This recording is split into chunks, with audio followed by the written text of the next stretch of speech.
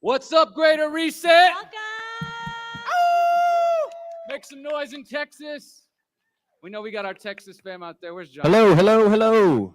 What up, John? There's John. John, can you guys hear us still okay? We hear you just fine. Check 1, 2. We hear you just fine. Can you hear us? Hey guys, give me 1 sec.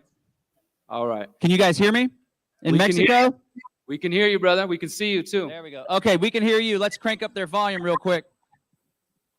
Hey, let's get some the Morelia audience to make some noise for the folks in Texas and around the world. Let's get hyped. All right. Hey, we got people tuned in from all around the world. We got hundreds of people in Texas, hundreds here in Morelia, Mexico. We're so excited to be here with you guys. John, how y'all doing over there? We're doing good. What you want to show them the audience, Miss Rebecca C?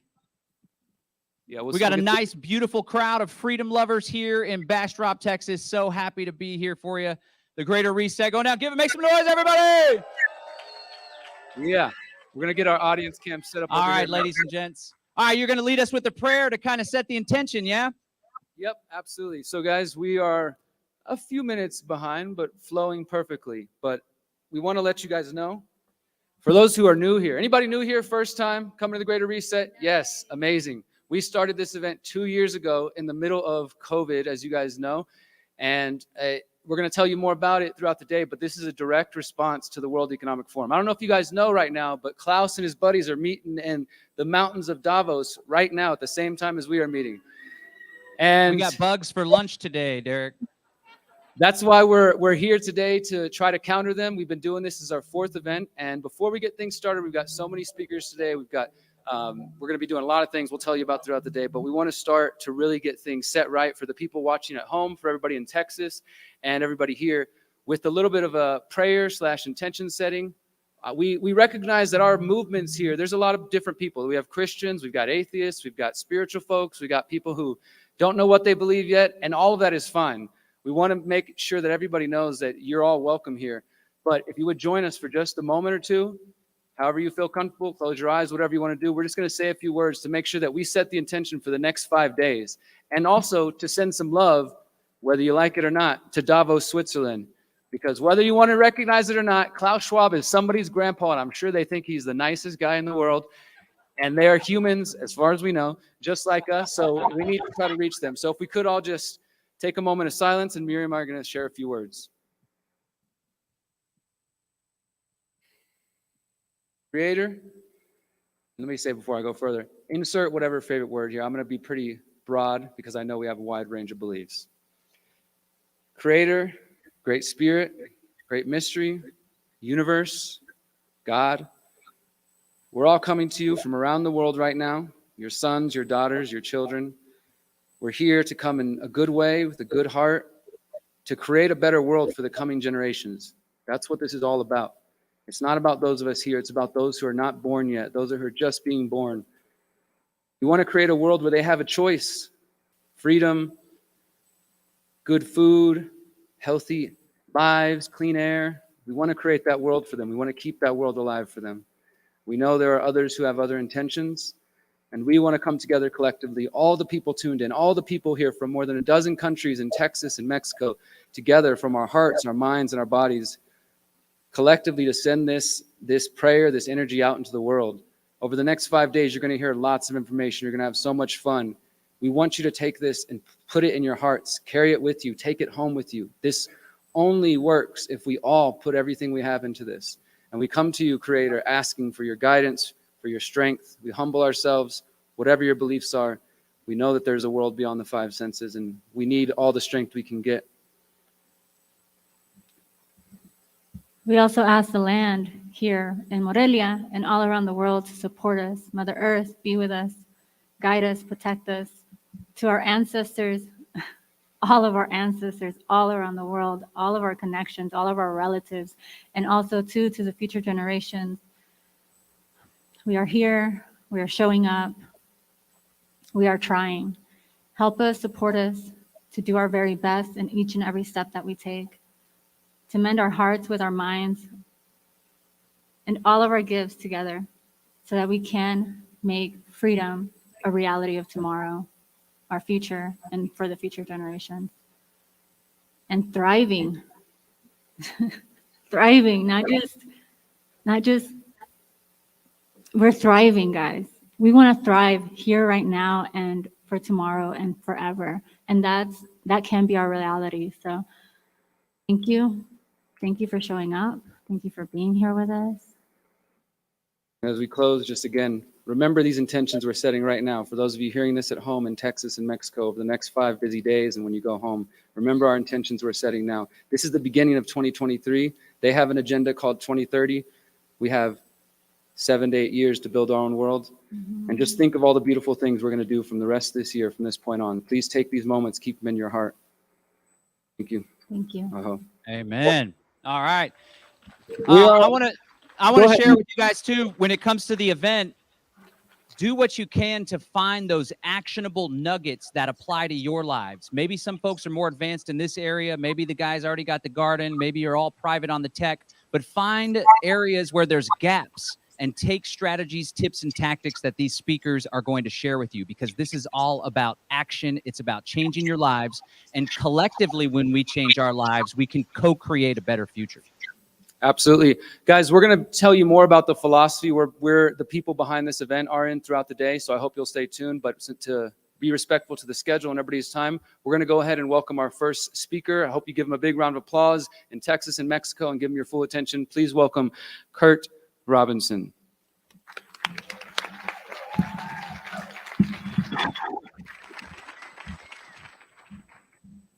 Thanks, Derek.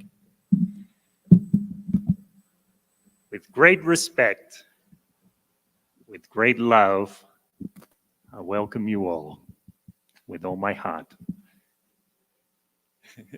Thanks.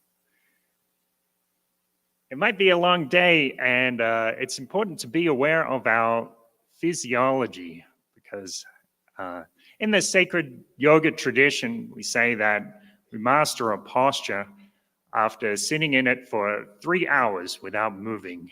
And today we might be sitting for a while. It's important to be aware of our bodies, because our bodies give us our connection with our mind, our emotions, and our soul. And we can be aware of our body, perhaps not using the backrest on the seat so much, elongating the spine so we can allow the energy to flow through our bodies, and opening up the chest, pushing the shoulders back so that flow of air can move smoothly throughout our bodies, enabling us to accept the gifts that are presented before us.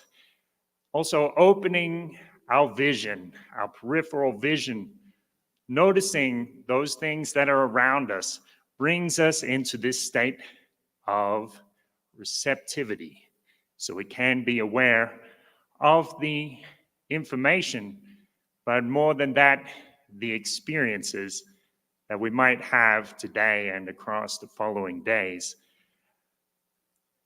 Having that energy flow through our bodies, that sacred breath that gives us life, we might also start to think about sending love, like Derek was talking about. And at any moment in these few days and during the course of our lives, we can summon and conjure the loving energy, thinking about the touch of a loved one, the texture of their fingerprints against our palm, or the gaze of a dear friend whom we haven't seen for a long time. When we look in our eyes, we see ourselves reflected, and we know that we are recognized. Feeling those feelings, as Derek said, we might also send them to those people who we suspect might not be worthy of love, because there are those people in this world. Psychologist Erich Fromm wrote these words: "Love actualizes." He gave the analogy of a baby coming into this world. From a certain perspective, a baby is not worthy of love. It comes out a bundle of tears and cries, making so many demands. But in the mother's eyes, she sees something greater, some potential that is not yet realized. And through her tender caresses, through her love, her affection, physically and spiritually, that baby begins to become its potential. So if we think about those people in Davos, we can send them something special. There are those people who perhaps have been deprived of certain things in their life. Perhaps they've forgotten what we might remember deep inside of ourselves. There are those of us here who had to struggle to remember those lessons that are now so dear to us. In our rough experiences throughout our lives, we managed to distill, transmute those experiences into something precious for us. For those who don't remember, we will remind them through our care, through our affection, just as a mother does to her child. I came to the first Greater Reset, and I've been at every one so far, and they're wonderful events. I remember we were back here in Morelia after going to Suatenejo Guerrero. It was great.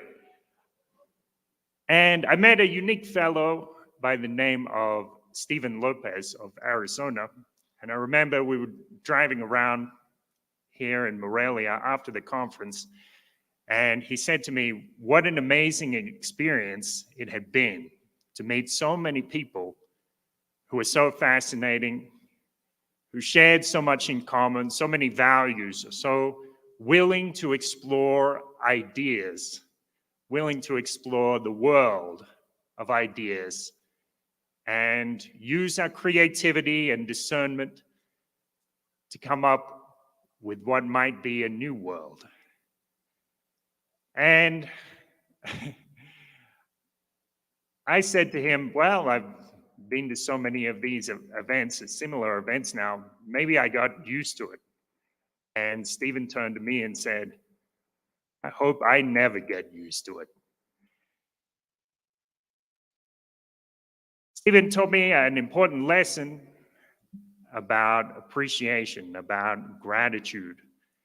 And if this is your first time at one of these events, you probably have that feeling within you, this natural excitement that comes to you. And you can note it well, because like I said, these feelings can be conjured at any moment of our lives. We know on a deeper level that this is reality.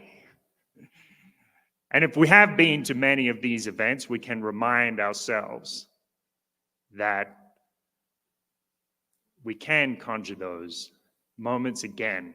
We can bring the magic within our hearts, our solar plexuses, our bellies, bring it to life once again to make these things new.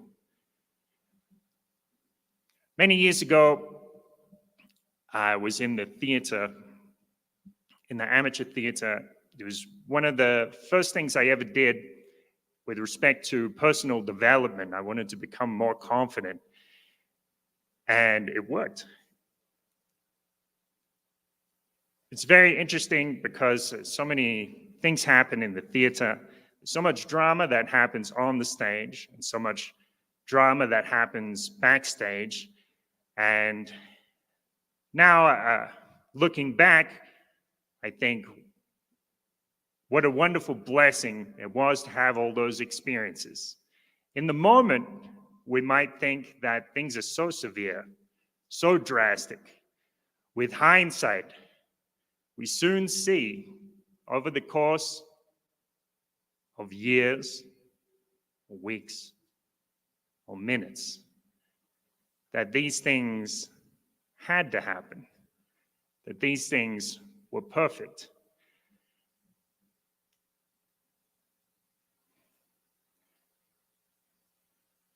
In the theater, when there's the curtain call, the people come out, the cast comes out, and they all give a bow, at first individually, and then as a team, holding hands.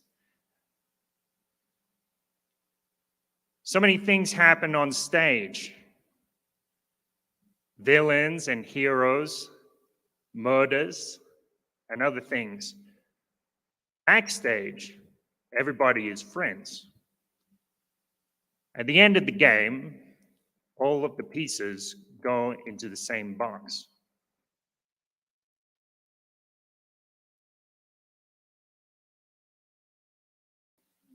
After the curtain call, during the curtain call, they give a bow and then they do this action. If you've never been in the theater, it might not be obvious what this means. What it means is the cast is giving an opportunity to applaud the people who are working backstage. Like here in Morelia, we have Ramiro working very hard to make sure everything goes well. Thank you, amigo. Appreciate you, Kurt. Thanks, Ramiro. And likewise in Texas, the team there, I guess her name is Rebecca, leading the team there. And these wonderful people make these things happen. If they do their job well, we might not even ever know that they were there because they're so diligent and so precise. So many problems arise, and Ramiro has told me about a few of them. And these things are resolved, and we never even hear about them. So it is as well with a lot of processes in the world. Sometimes we notice these things when they go wrong. This enables us to reach a greater level of consciousness. My friend Chris Guida likes to, he told me a lot about going to the gym, and he said, well, you go to the gym and you train, and then eventually maybe you injure yourself, and that is the opportunity to deepen your knowledge because you're understanding your body at a deeper level. We can, however, be more conscious, observing ourselves, observing the world around us, begin to be grateful for those things which we might not have ever noticed.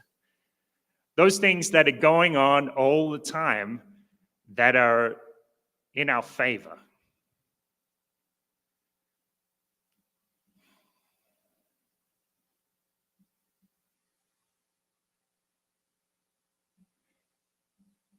It's wonderful to think about our friendships, and our friendships are like this because many times they go well, and we support our friends, and our friends support us, and occasionally they do break down. By some miracle, we manage to repair our friendships. The Buddha says, when the wise are given the choice between a small pleasure and a great happiness, the wise will consistently choose the prospect of a great happiness. Glad the Buddha's words can get an applause. So that's good to hear. When we do repair our friendships, we set aside that small pleasure of righteous indignation, set aside the small pleasure of being right, and that enables us the great happiness of friendship. These things we can note in our lives, these things that are going on so frequently that are in our favor. It's similar with our parents. Some of you know I was deported from Mexico a few years ago for overstaying my welcome and sent back to Australia.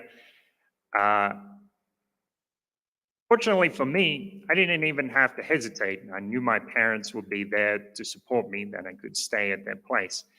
And when it was time to depart, my father drove me to the train station, and I thanked him dearly for receiving me into his home. I said, not everybody in this world has a home to go to, which is true. Even if our parents have not given us much, they still have given us the gift of life, made that sacrifice with their time and energy, with their own bodies, bring us into this world. It's good to be here.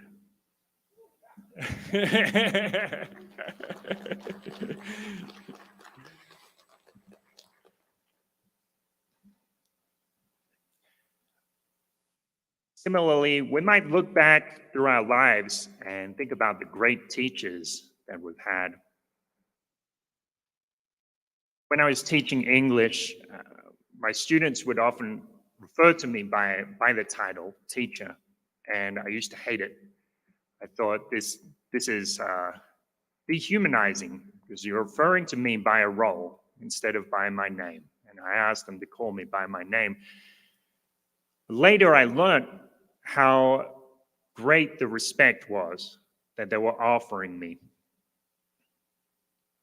In China, they call the teacher the bestower of knowledge. And they were showing me this great gift because they know in their culture that if you listen carefully to a great teacher, it can change the course of your life. These things we hold dear in our hearts.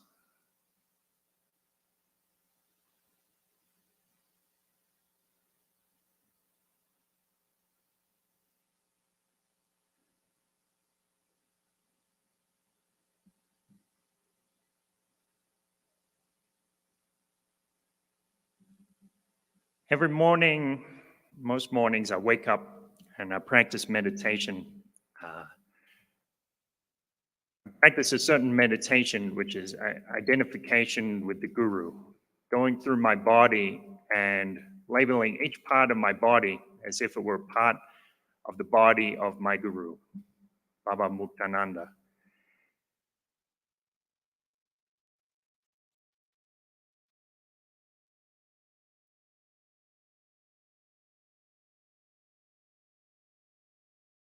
Just as the teacher is the bestower of knowledge, the Guru, literally it means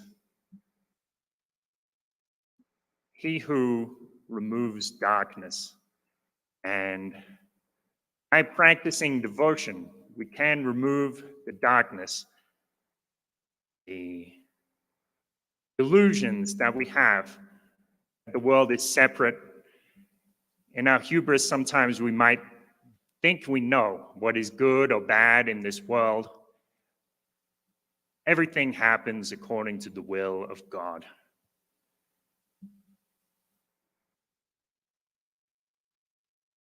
There is a story from Ramakrishna Paramahansa.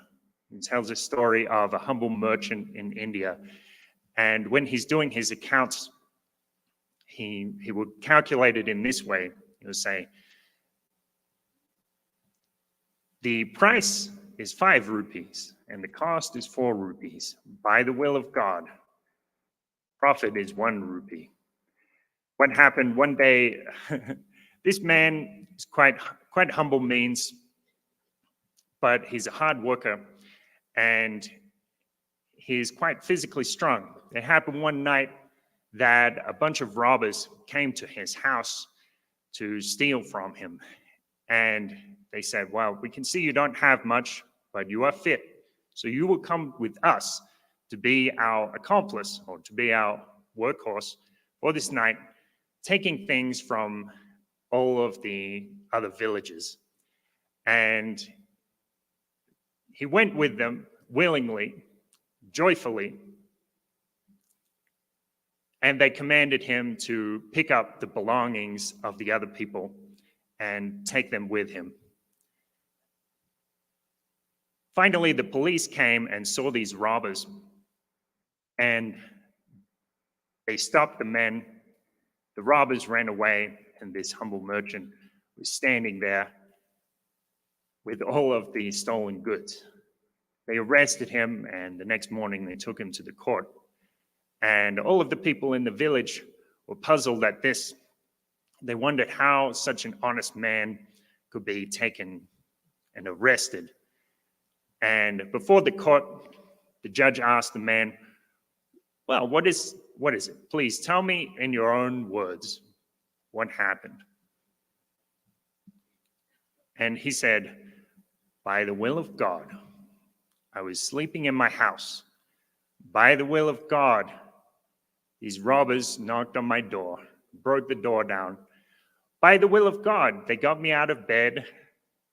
By the will of God, they commanded me to walk the streets.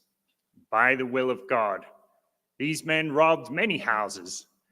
By the will of God, I carried the stolen goods for them. And by the will of God, the police arrived. By the will of God, they arrested me. Delivered this speech to prove his innocence in this way. And the judge said, very well, I could see that you are innocent, and he let him go. It's very interesting. My thoughts in this story, the man was robbed, the man was taken and forced to rob. We gave him an opportunity to show his great faith to all the other villagers, to know what it is to truly believe that everything happens by the will of God, good and bad. Even at this event, the name of it, inspired in a peculiar way by those people who we might hate or we might love, for whatever part they play in this world. This is our world. Jesus Christ said, look at the rain. It falls on the land of the righteous man, just as it does on the land of the wicked man.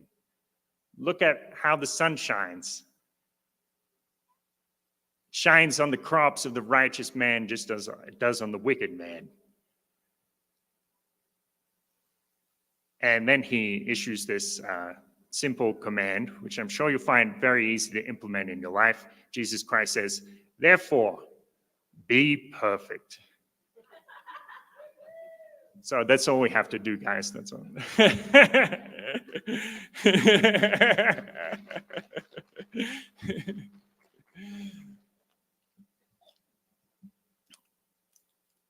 But it's true. My friend is a Buddhist monk. His name is Jeremy, and he told me the other day in the Lord's Prayer, they say this: "Thy will be done on earth as it is in heaven." And he said the difference is, on earth we struggle to do God's will. We can't avoid it. There's things in our life that will guide us in a certain way. The things in the universe, the powers of the universe are so powerful that they will push us. They will guide us to the right decision. But we struggle, and for that we suffer. The difference is, in heaven, the will of God is done joyfully, with pleasure. Just as they say here in Latin America, you say thank you, and they say with pleasure, con gusto, con mucho gusto, con muito placer,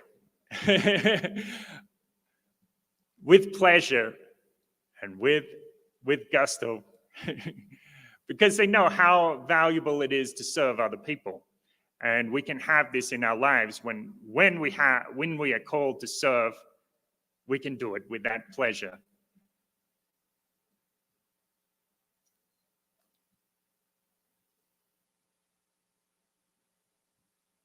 Okay, thanks, Ramiro. Let's see. I wonder what else I have to say. The bad things in our lives that happen to us are actually blessings. That's the important message. I was reading, I like to read the Bhagavad Gita.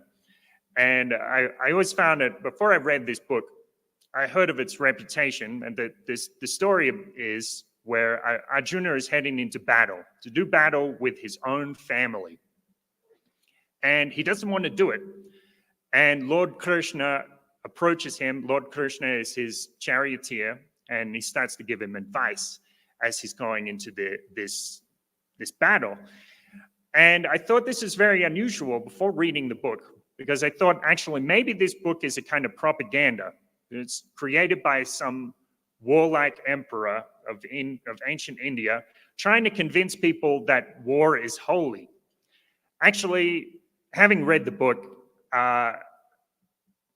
it is my opinion that this book is integral, that this book has so much integrity, there is no way it could be an act of propaganda. That the reason Arjuna is heading into war is because war is one of the most atrocious things that can happen. But it must happen in this case, and that makes it holy, and that makes it perfect. Acknowledging this in our lives, acknowledging the perfection that already exists in our lives, interpreting it to extract the divine lessons, that is what leads us to live a good life. And yeah, that's the message, guys. I'd like to get into some plugs quickly. My podcast, I've got 480 episodes of my podcast. It's called A Beautiful Thought. And it's all online, it's all free. In many ways, it's my life's work. And everything that I've learned in my life to figure out how to be happy and joyful and enjoy every precious moment of this life that we have on earth, it's all there, laid out, asking people like Derek and Ramiro about the lessons from their life, like about Derek's trip to prison and how he managed to turn that into a force for good for his life, how he managed to become a man of his word, and much more than that. I'd also mention that we're doing some retreats out on Rancho Cicada where I live.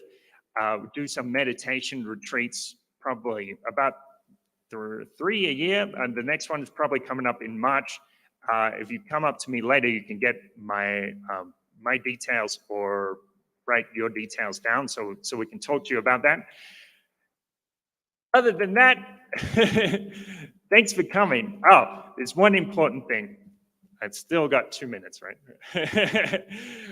Very important thing. So if you travel around Mexico, you can go to all kinds of wonderful places, and you'll see, like, even in the cities here, there are trees, many green zones in Guadalajara and Morelia, and all in the cities. Also, you can go to San Luis Potosí, go out into the desert, and you will see the stars so bright. You've never seen them like that before. You might even see some very unusual lights like I did out there. So many things. I invite you, when you see that, to remember these words, the words of Max Ehrmann from his Desiderata. You are a child of the universe, no less than the trees and the stars. You have a right to be here.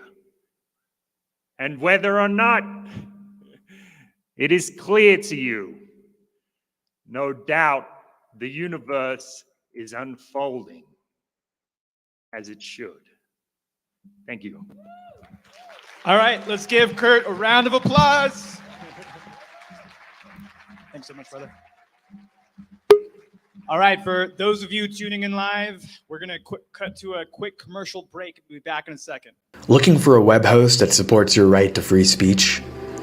Innoscale is a cloud service provider that can run your next website, e-commerce site, whatever you want to publish on the internet.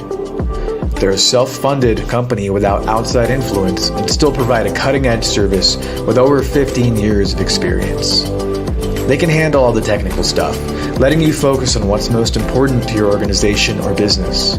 With automatic backups and seamless scaling, your sites will stay up all day, every day. If you're a software engineer, business person, or technologist looking to migrate your servers to a host that respects you, connect with Innoscale today. Check out their website and get more info at innoscale.net.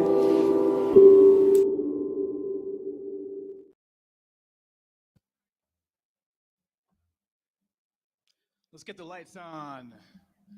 Welcome, welcome, welcome. TGR for co-creation. Yeah, I just want to take a second to thank some people that we couldn't do this without, some people that we couldn't be co-creating about. And Innoscale is one of those companies. Some of you may not know this, but Innoscale is, the people there have been supporting us since day one with the Freedom Cell Network and also helping support the stream for the Greater Reset. We truly couldn't be reaching hundreds and thousands of people without them. So I just want to give them a big shout out. And I've got a few other messages for you. Yeah. Awesome. There are a few other people I want to thank for putting on this event and making it possible. I mean, we've got the biggest venue in Morelia. Isn't that's such a great feeling that we're going above, we're expanding, we're co-creating. And so these sponsors really help make that happen. So I want to shout out one company called Presearch, our friend Colin Pape and past TGR speaker, who's making a decentralized search engine. And this is going to be really cool because he's making it so anyone can volunteer and you can pass your searches through them. So if you're tired of getting spied on by Google, by Microsoft, by Bing, all those cats, use Presearch. It's the decentralized search engine. You can even earn some moolah while you search. And yep, of course, that's all the shout outs I want to give. We're going to pass it off to John Bush in Texas. Can we get him on stage? Let's go. Check, check, check. Rebecca C., will you pull the PIP just for a second? How is everybody today? Hey, John, all right. You're looking small on there. Give it up for peace and freedom. Give it up. Okay, there we go. All right. Thank you so much, Mr. Ramiro. Give it up for Ramiro Romani, ladies and gentlemen. Yeah. Wow. Okay. Man, this is awesome. I don't think everybody knows what goes on behind the scenes, but it's been quite the challenge. But as Thomas Paine said, the harder the conflict, the more glorious the triumph. That which we obtain too cheaply, we esteem too lightly.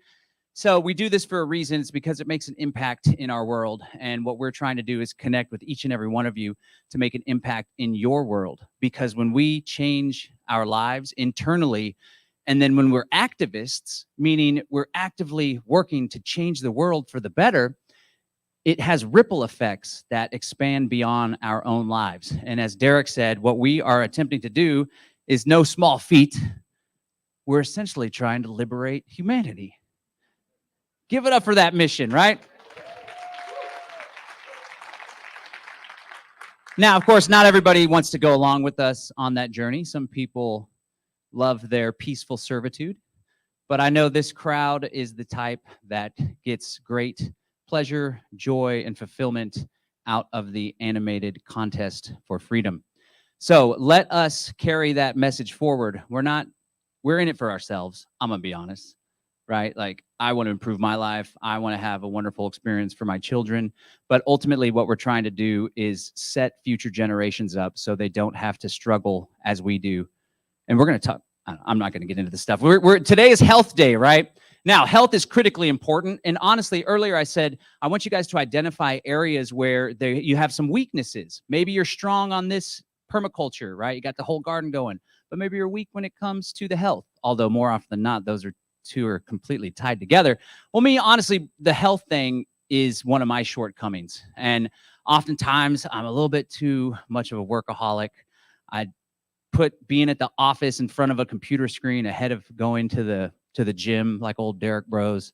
But I'm listening too when I'm not putting fires out backstage. So I want to present our next speaker because he has spent a considerable amount of time going through the anthropological records and studying what he identifies as the proper human diet. He's an MD, a genuine doctor, but he's not one of those snake oil salesmen or pharmaceutical pill pushers. No, he's a good man. And I like to call him, after this guy, Dan Kennedy, this marketing guy that I learned, he's the professor of harsh realities. Well, Dr. Barry's one too. He's a straight shooter. He's a Southern guy, and he has a really powerful message when it comes to how important our diet is in our health. So without further ado, let's bring up Dr. Ken Berry, ladies and gentlemen.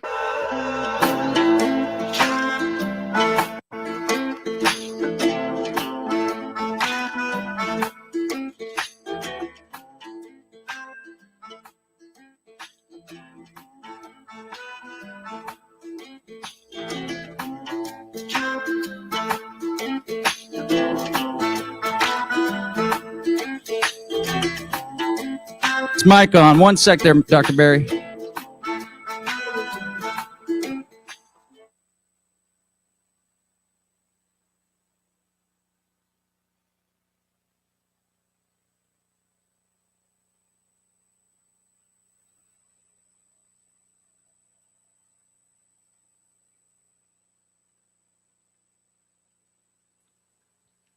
Hey, Texas, we can't hear you.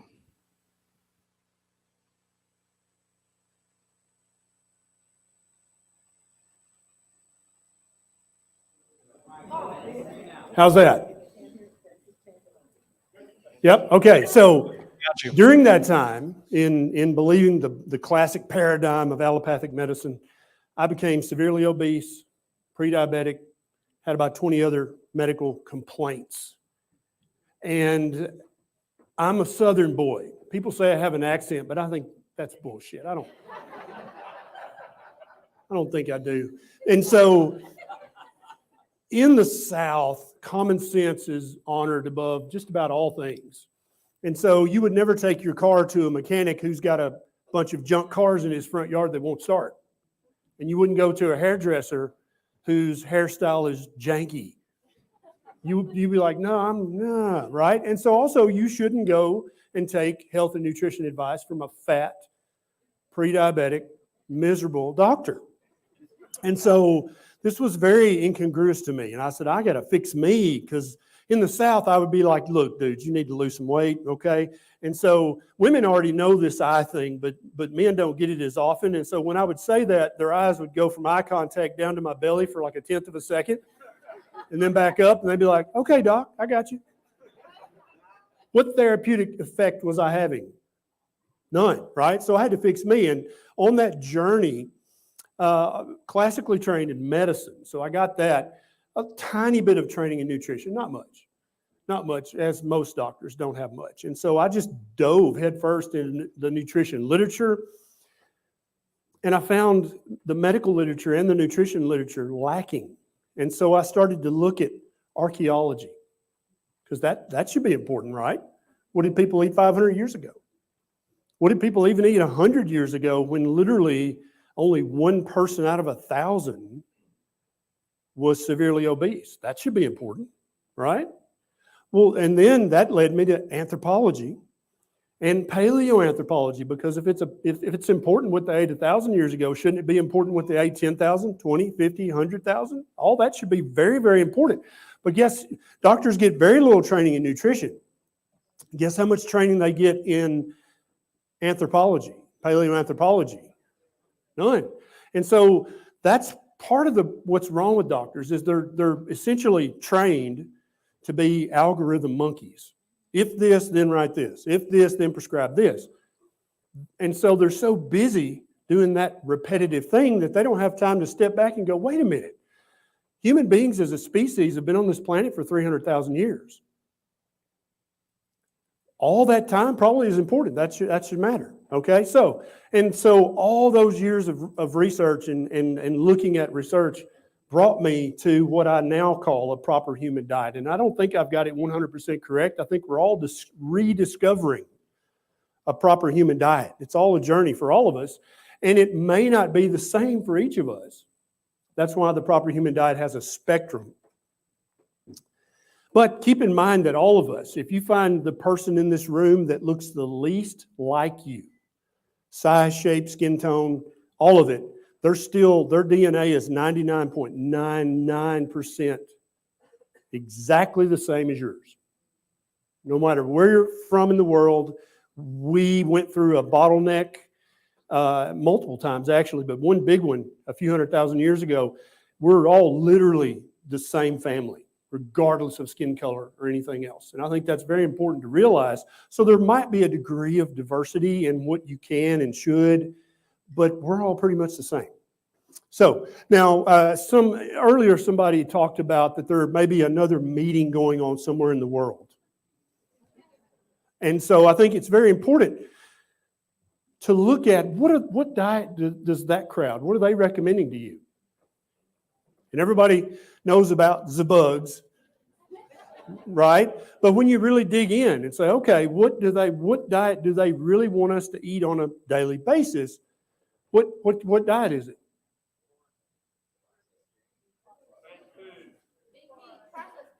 Big meat? No. Oh, fake meat. Yeah. So plant-based meat, they want you to eat lots of grains, right? They want you to eat beans and rice. And so I'm sure we have some vegans or vegetarians in the room. So I promise you, everything I'm about to say is coming from love and respect, and I'm happy to have a conversation with you afterwards. I'm not a dictator. I'm just a dude that got really interested in this topic, okay? So when we start looking at archaeology, well, first let me ask you a question. How many in this room your goal is to be resilient or anti-fragile? Raise your hand. Self-sufficient. Okay, good. Now, let's do an exercise. I want everybody in the room to raise your hand. Everybody. Come on, you two. Come on.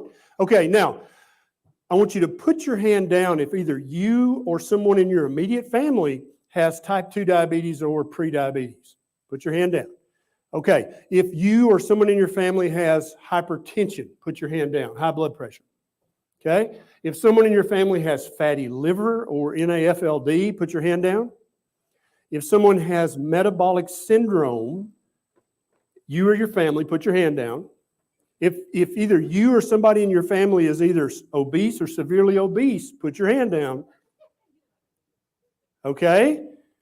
Now, those are the people that might be resilient or anti-fragile should things come to the possible worst case scenario that they could come to. Okay, hands down. Thank you. So with that in mind, with that picture, when you look at archaeology and anthropology, you see that slaves and prisoners were fed a specific diet. And the elite, the ruling class, whatever title they carried at that time, they ate meat and eggs. Okay, now for some of you guys, this may be a little uncomfortable to hear, but the science is pretty darn clear on this, okay? And if you go back in time, even over 1 million years, we're able to look with bones and teeth at something called stable isotope analysis. And we can tell that pretty much every human that lived on the face of the planet before 15,000 years ago were super carnivores. And the definition of that is that at least 70% of their diet came from meat. That used to be, before 15,000 years ago, 12 to 15, and if any of you guys study history and science and geology, you'll know that 12,000 year, that's an important part of history, right? Some things happened there that were very, very important. But before that, we were just meat eaters. And we would definitely eat veg and grains and all that stuff if we were starving. And so what I want to introduce to you is a paradigm that there is such a thing as an optimal human diet. But there's also another diet that you can eat to not starve to death. So if you were a ruler and you had some slaves, what would you feed them? You would feed them a diet that helped them not starve to death, that kept their belly full so they wouldn't revolt, right? And that kept them adequately happy and adequately able to work.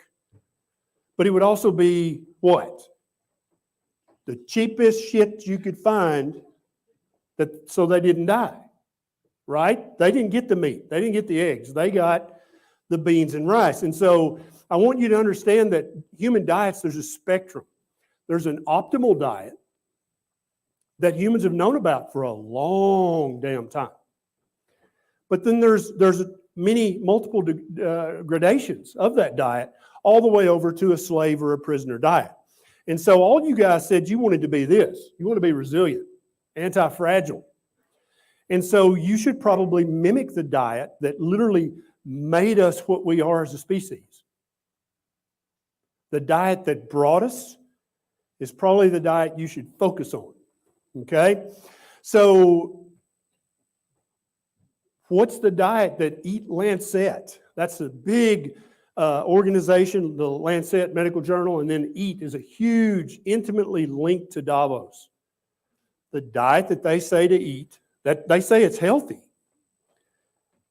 is a diet that's a plant-based diet with maybe 20 grams of meat a day and a tenth of an egg.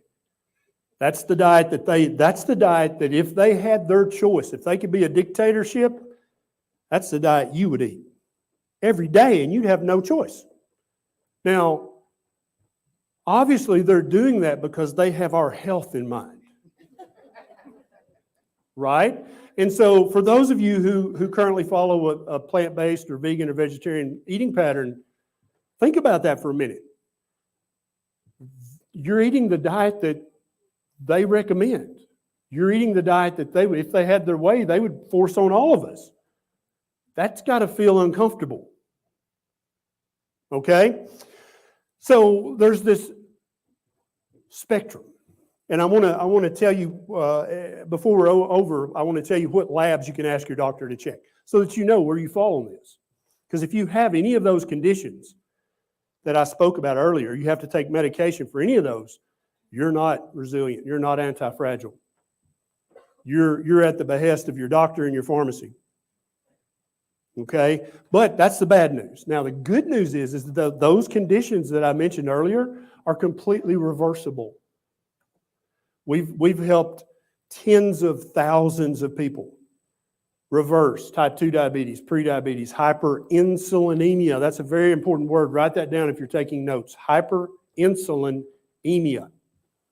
We've helped people reverse PCOS, greatly improve their acne, lower their blood pressure back to normal or close to normal.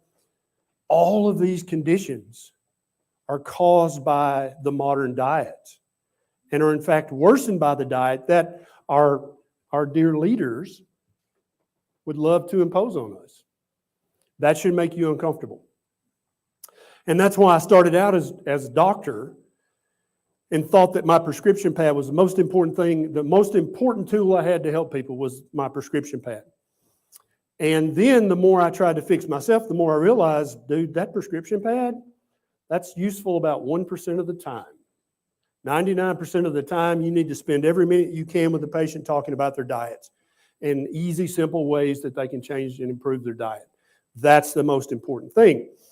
And then when I started to dig into the anthropology and paleoanthropology, it became obvious because in the paleoanthropology community of PhDs, did you know, because it's not mainstream, it's just considered settled. There's no argument in that community that humans were super carnivores before 15,000 years ago if they had a choice.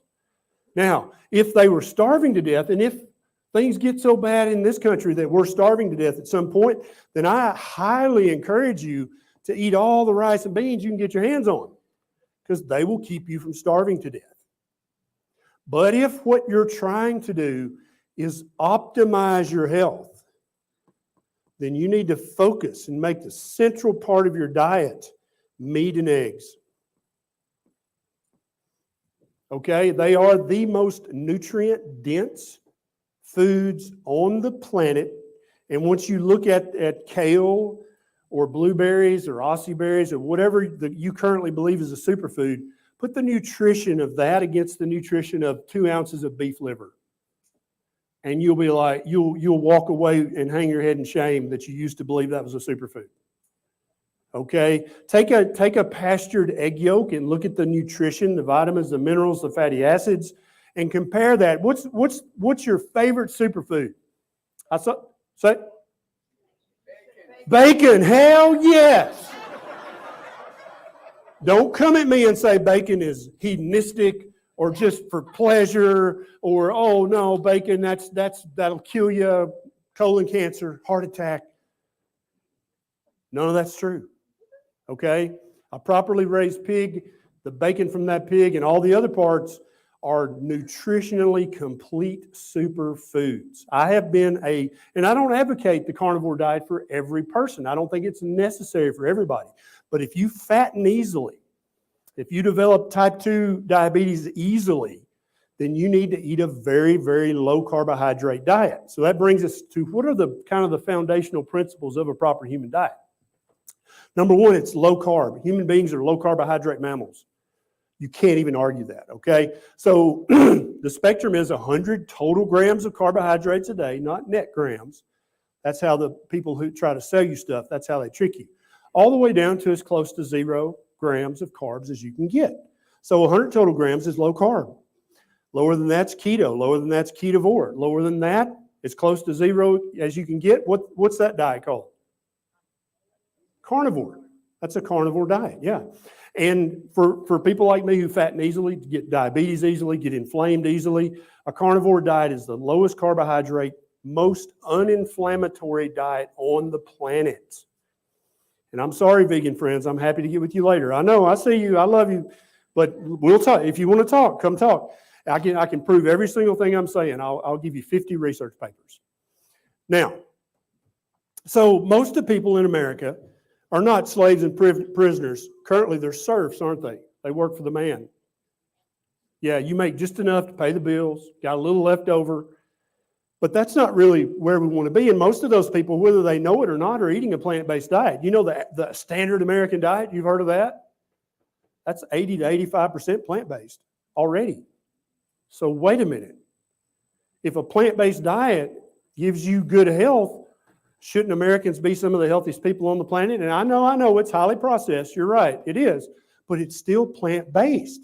And so if I took a pound of gold and I ground it up and highly processed that gold into gold powder and made a muffin with it, wouldn't that muffin still contain gold? No matter how much you grind it up, it's still gold. I would take that muffin. I wouldn't eat it, but I would take it and sell it, right? And so if you take a bunch of plants and you process the hell out of them and make a muffin, that's plant-based? That's plants. What magic happens? Because you can take meat and you can grind it up into the smallest pieces you possibly can and make a meat muffin. It's still very nutrient dense, very uninflammatory, very good for you. So what magic happens when you process plants? It makes them unhealthy. But in their whole state, they're healthy. But that doesn't work for gold or meat. I don't understand what magic happens in the factory. Think about all these things. And I'm not trying to convince you today, but I am trying to make you go, that's weird. I haven't thought of it that way. That's my goal, especially for my friend here. So the majority of people are eating an adequate diet. They don't develop overt vitamin and mineral deficiencies, right? They may be deficient in many minerals and vitamins, but they don't develop symptoms typically if they're eating a varied diet. But here's the problem. There are over 100,000 people on the planet right now eating a meat and egg diet. That's it. There's people here. They've been doing this for years. They haven't developed scurvy. When they get their vitamins and minerals checked, they're all right in the normal range, especially if they add 2 ounces of liver a week. They literally have no deficiencies in vitamins or minerals. They've got all the fatty acids they need. They actually have a better fatty acid profile. When you check, their omega-3s are sky high and their omega-6s are quite low. Also, when you check their CRP and their ESR and other markers of inflammation, they're normal virtually every time, unless they just fell and broke an ankle or something, then it'll be elevated. But if they're not injured, their inflammatory markers are normal. And then we come to poop. We've always got to talk about poop. How do you poop with no fiber? Well, so if meat is in fact the most nutrient-dense food on the planet, and eggs, then should you make a lot of poop on a carnivore diet, or should you make actually far less poop? Right? because you're able to use and absorb every single bit of that. And so you'll see plant-based people bragging about their 3 ginormous stinky poops a day. And I just don't feel like that would have been evolutionarily protective back in the day. If the predators could smell your shit 1.5 miles away, seems like that would be not advantageous. And so nobody on a carnivore diet has any problem with pooping. It works perfectly fine. Actually, people with irritable bowel syndrome, ulcerative colitis, and Crohn's disease, their symptoms typically go completely away when they're on a meat-only diet. Now, wait a minute. What? I thought meat was inflammatory, caused bowel cancer, caused all these things because the World Health Organization said that. Oh, wait a minute. Aren't they real? They're good buddies with the Davos crowd, aren't they? Oh, shit. Huh. Okay, all right. Well, we're not going to get into conspiracies here.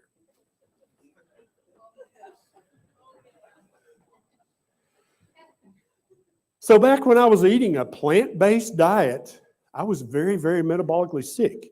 And now all my markers are perfect, and I feel better at 54 than I felt at 34. And so for me, that's pretty strong proof, for me personally.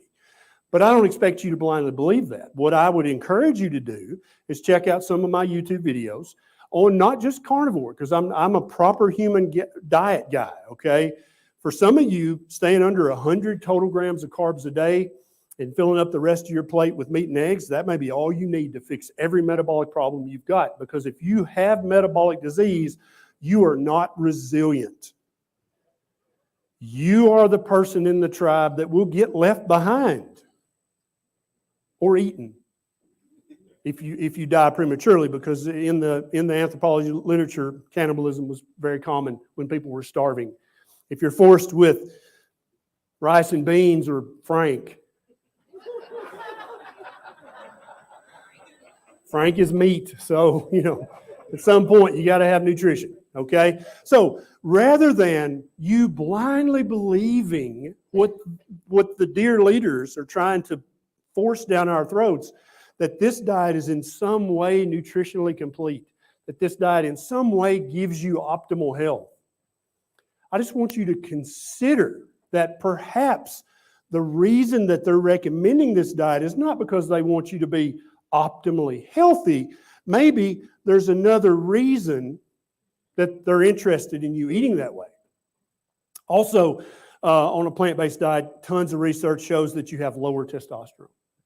Eating a meat-heavy diet, either meat-heavy keto, ketovore, or carnivore, testosterone invariably goes up in men and women. And women with PCOS, don't worry about this because that diet's also going to fix your hyperinsulinemia, which is the reason you may have falsely high DHEA and testosterone to begin with. Okay? Insulin is the hormone that makes you store fat. If your insulin level is low enough, it becomes virtually impossible to store fat. And that's why our ancestors, who were always in danger of starving to death, in the late summer and the fall, when the fruit got ripe, what did they do to it? They ate it all. When they found a honey tree, what did they do? They wore it out. And they laid around in a sugar coma for 2 days. But that raised their insulin enough that they were able to store that sugar as fat. 5, 10, 15 pounds of fat back then was a blessing. That was not a curse back then like it is now with the McWindy Kings on every corner. They needed that fat to survive the winter, to live through the famine. They needed that fat. But now we can have an ideal body weight and body fat percentage year-round because it's never really winter, even if you live in Michigan. Right? It might be winter outside, but in your house and at the supermarket, it's not winter. You still got access to everything. So we don't have those winters and those famines like we used to, at least currently, we don't. But I would highly advise you, if you're taking 1, 2, 3, 4, 5, 6 prescription medications, to look at your diet. And as you move towards a proper human diet, you're going to be able to decrease, if not stop, 1 or more of those medications. Because when you're tied to the pharmacy you're not resilient. You're not anti-fragile. If the trucks don't run one time, you're screwed. But not only are you screwed, who else is screwed? Your family, your people, whoever you're with, they're screwed too because you didn't take your health seriously. And you didn't say, okay, I get it.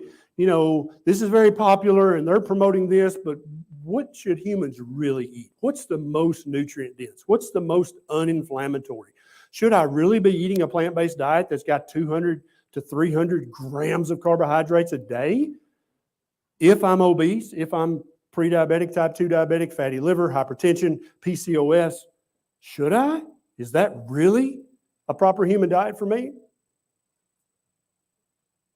So I've got a little YouTube channel that I've got over 700 videos about low carb, about keto, about ketovore, and about carnivore. Somewhere on that spectrum is the proper human diet for you. Okay, I don't know where that is, and you won't know. But you can experiment. You can try each one of them for 90 days, and then you're going to go see your doctor, and you're going to get an A1C,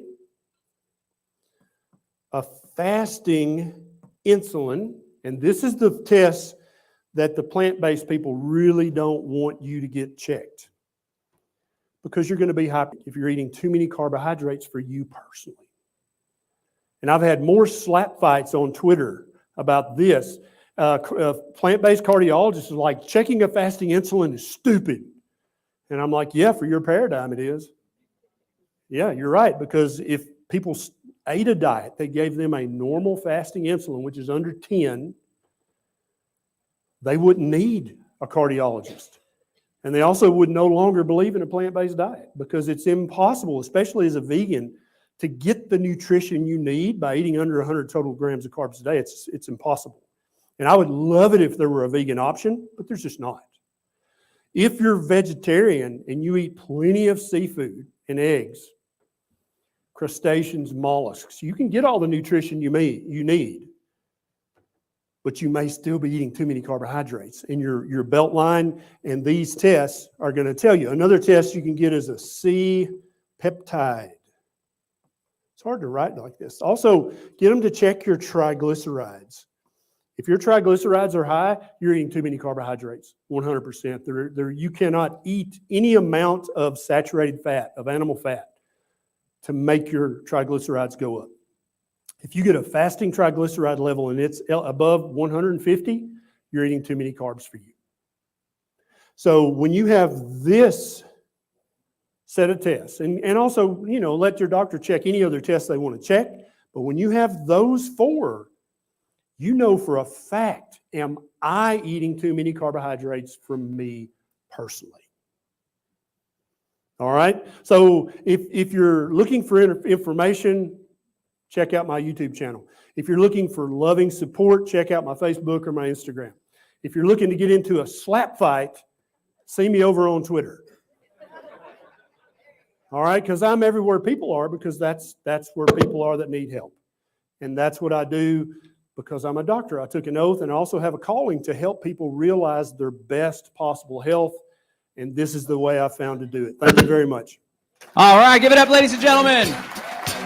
Dr. Ken Berry, ladies and gentlemen. Woo! All right, thanks, Dr. Ken. Okay, before we send it back over to Mexico for Derek and Ramiro to introduce our next speaker, so he's obviously a carnivore guy, right? Derek's a vegan guy. We have some vegan presenters. We're presenting a wide, diverse range of ideas. That's really what it's all about when it comes to spirituality as well. So I think it's very healthy for us to have these conversations. And because I know we're in a mature audience, we can have these tough conversations and let us come to the table with an open mind and be ready for our beliefs to be challenged. All right, without further ado, Derek Bros in Mexico. All right. Thank you, guys. Thank you for that. And yeah, just to second what John said, even when us as organizers totally agree with the speakers, we still welcome them. So totally agree and disagree. We have differences of opinions, but this is a big community. So with that in mind, we want to welcome our next speakers, who I think you're going to really enjoy this conversation. They're doing some really important work in the areas of health, specifically mental health. I'd say, well, physical, spiritual, all of it. So please give a big round of applause to Danny and Vanessa Panzella Veles. Come on, make some noise for them. Greater Reset 4 co-creation.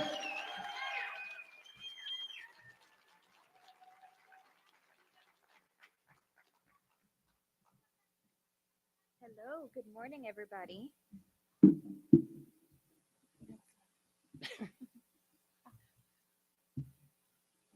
Good morning.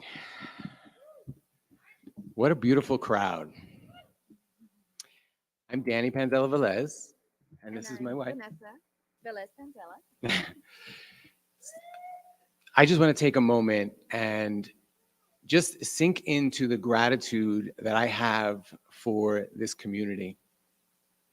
I've been friends with Derek and John for many years, and we've been friends and kind of developing a lot of these ideas and learning and growing as people. And it is a beautiful thing after all these years to see what we've been dreaming of and what we've been working towards, manifesting in reality. The reality of you, this whole community. So I am in so much gratitude. I am so proud of John and Derek and Ramiro for all of their hard work, all of the volunteers. I'm grateful for all of you. And I'm grateful for this community for showing up to do this hard work. So thank you, all of you, for being here. Really, from the bottom of our hearts. We are just, I've already cried 3 times this morning. And I know John's he's running a pool because he likes to make fun of how much I cry. And today the title of our talk is Embodying Sovereignty Through Psychedelic Healing. And I think that's one of the side effects of psychedelic healing is that you come into this place of being in such deep gratitude for everything. I'm so grateful for my whole life. And when I started this journey, becoming an activist, when I woke up from the Matrix, I was angry.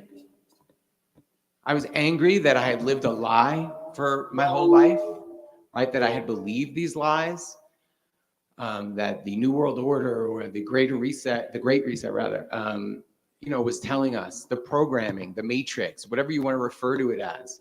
So when I woke up and realized 9/11 was an inside job, that was the thing that woke me up. I was angry. And immediately, because of my personality, I had to take action. So I became an activist, right? I was a member of We Are Change New York City. I was handing out DVDs of Loose Change and other documentaries to people that were coming, to tourists and whatever. But I was in this vibration of anger because I was so upset about the state of the world. And for many years, that anger really consumed me. And so, we would be doing the activism and trying to wake people up. And then after we'd do an event, I'd go and I'd drink myself into a stupor to medicate the pain that I was feeling. And, I think a lot of the anger, the source of anger is really fear of what they're going to do to me, fear of the freedoms they're going to steal from me, fear of how my life is going to be affected by the Great Reset and tyranny in general, right? And so I would come home and I would take out that anger on my wife. And not necessarily in an abusive way, but just in a way that, although there certainly was. I mean, we're very open about our toxic past on our podcast, but it doesn't always have to come out as abuse. Sometimes it just comes out as being angry and miserable all the time. And we got to a place in our relationship where the toxicity got so bad, we were going to have to separate and go our separate ways or do something to heal. And at that time, somebody, a very good friend of ours who's also in the Liberty community, she recommended we try mushrooms. And Vanessa and I sat in our bedroom for the first time and took a hero's dose of mushrooms. And I had the most transformative experience of my life. And I've done a lot of psychedelics since then. And that first ceremony, and for us, it was a ceremony. In that first ceremony, it changed everything for me. I thought I was awake. I wasn't awake. I was aware. I was aware of some tyranny, but I wasn't really fully awake yet. And that ceremony just changed the course of our lives. It changed everything. Thank you. So I'm going to let my wife speak now. Yeah, that was a huge turning point in our relationship. Like Danny said, we were kind of going through life in this place of being aware of what was happening in the world, and allowing all of that anger to consume us. Like Danny said, he had kind of had this addiction to suffering. I used to make a joke that he had a limited amount of time of joy that he was allowing himself in the day. And sometimes when he would laugh a lot, I would say, stop, you're going to run into your laughing time for tomorrow, and tomorrow you're going to be really miserable. Because he didn't want to watch anything fun on TV. He didn't want to watch a movie, because we needed to watch documentaries and get informed about how our freedoms were being taken away every single day of every single moment. And that created a dynamic where he wasn't always present in our relationship. It made it difficult for him to empathize, because other people needed empathy. Because other people needed empathy. The world needed empathy. Sorry, I didn't realize. And so it created this dynamic where it was very difficult for us to have a true vulnerable conversation with each other. And at that point, it didn't matter what was happening in the outside world. We were already oppressed in our own home. We were creating the oppression for each other. We couldn't empathize. We couldn't be vulnerable with each other. We didn't have patience for each other. And it was like our inner children were at war with each other constantly. There was a war in our own home. And so, like Danny said, that first mushroom ceremony really allowed us to notice it. It was like the veil was lifted. The same way we want to wake everybody up in the world and to what's going on out there, what the World Economic Forum is doing, what the powers that want to be are doing, where there's a veil that isn't being lifted within our own homes, within our own consciousness. We're not aware of the times that we're being tyrants to ourselves in the way that we speak to ourselves, in the way that we speak negatively anytime we make a mistake, anytime we're afraid of making a move because we have these limiting beliefs. And when you're not aware of that, you're going out into the world projecting things onto other people. And how can we wake up the world when we don't have the empathy to hold space for another person who isn't quite there yet? So like Danny said, many years ago, when we first met, he was out handing out DVDs about 9/11. And we like to tell the story of the fact that that was the very first thing Danny ever said to me when we met. We were at a Halloween party having nothing to do with activism, just a random real estate Halloween party. And Danny, dressed as Captain America, walked over to me with a loose change DVD and said, "Hey, did you know 9/11 was an inside job?" And it was 2009, so I was very confused, and I was like, doesn't everybody? That was the first time anyone ever responded to me that way. So now we say, you had me at 9/11 was an inside job. Very clearly. So we had that foundation. We had the same beliefs. We knew we had to do something. We knew we had to create change somehow. But we were trying to change the world out there without changing first what was going on inside. And, you know, we live in New York City, and a lot of times when people hear that we live in New York City, they're like, oh my God, how do you live in New York City? And we live a very free life in New York City. We live a very happy life in New York City because we have done a lot of the work to decentralize our thoughts, to stop allowing the people that are out there trying to control us in some way or another, control our thoughts, our spirits, our minds, our way of life. We don't eat, live, and breathe the World Economic Forum. We live a life of joy, of peace, and every day these issues, whatever issues come up, because we're in a relationship, of course issues are going to come up. Those issues become challenges and opportunities. Last year we talked about the fact that living in New York City allowed us to recognize the areas where we weren't fully sovereign. Anytime something comes up that we're like, oh, that's an area of opportunity for us. This is what we need to look at. It's the same way with our relationship. Anytime we're triggered by something, yes, initially we have the trigger. Yesterday we were on the flight to Mexico, and Danny was highly triggered in that moment. And it was one of those moments where he had nowhere to run because we were stuck on a plane.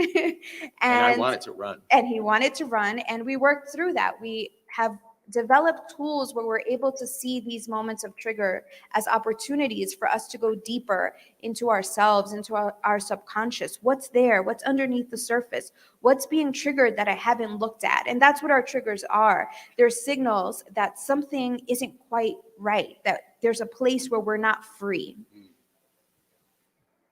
Yeah, so many places we could go from here. We definitely are going to get deeper into the psychedelics. There is a Chinese proverb that says, it is better to be a warrior in a garden than a gardener in a war. And I really feel that to be the warrior, for us to embody our inner warriors, we have to be whole within ourselves.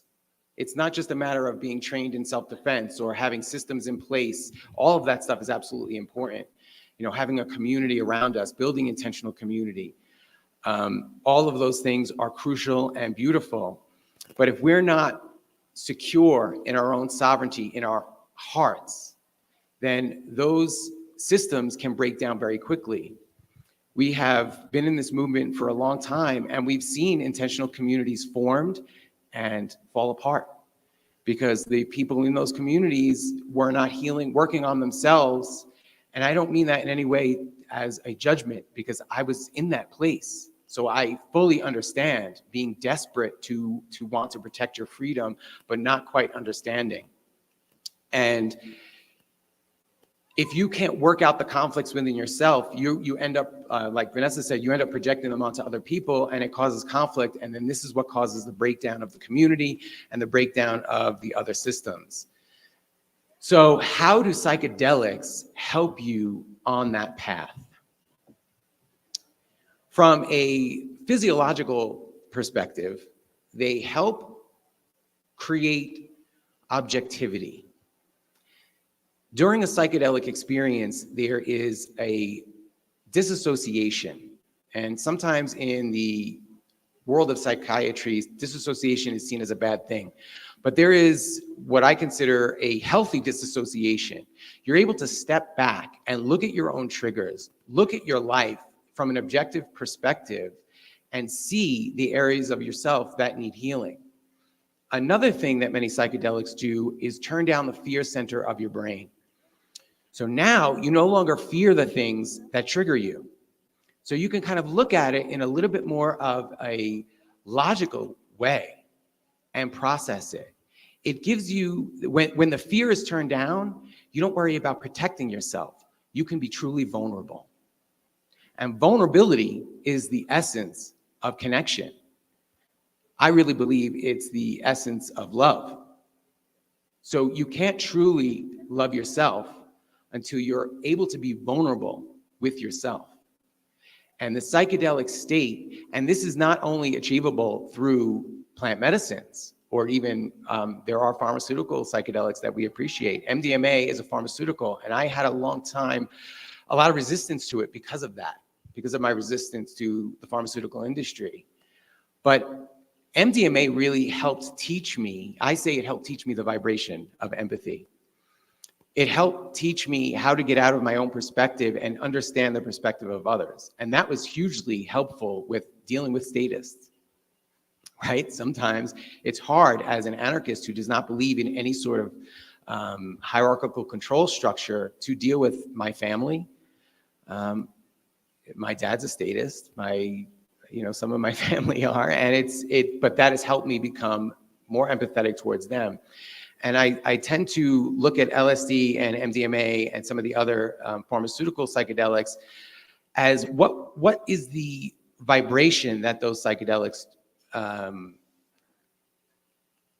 embody, right? So it's not so much about how those substances are created, because ultimately it all comes from nature. LSD is synthesized from ergot, which is a fungus, right? It all comes from nature. MDMA, there are several plants actually that embody the same vibration as MDMA that MDMA is synthesized from. So I feel like I ran myself off course there for a second, sorry. Do you have anything that you want to go with? Oh, you know where I wanted to go with this? Traditional therapy. We were in traditional therapy. And this is why I feel like psychedelics are so powerful. They come from nature, mostly, and certainly eventually, right?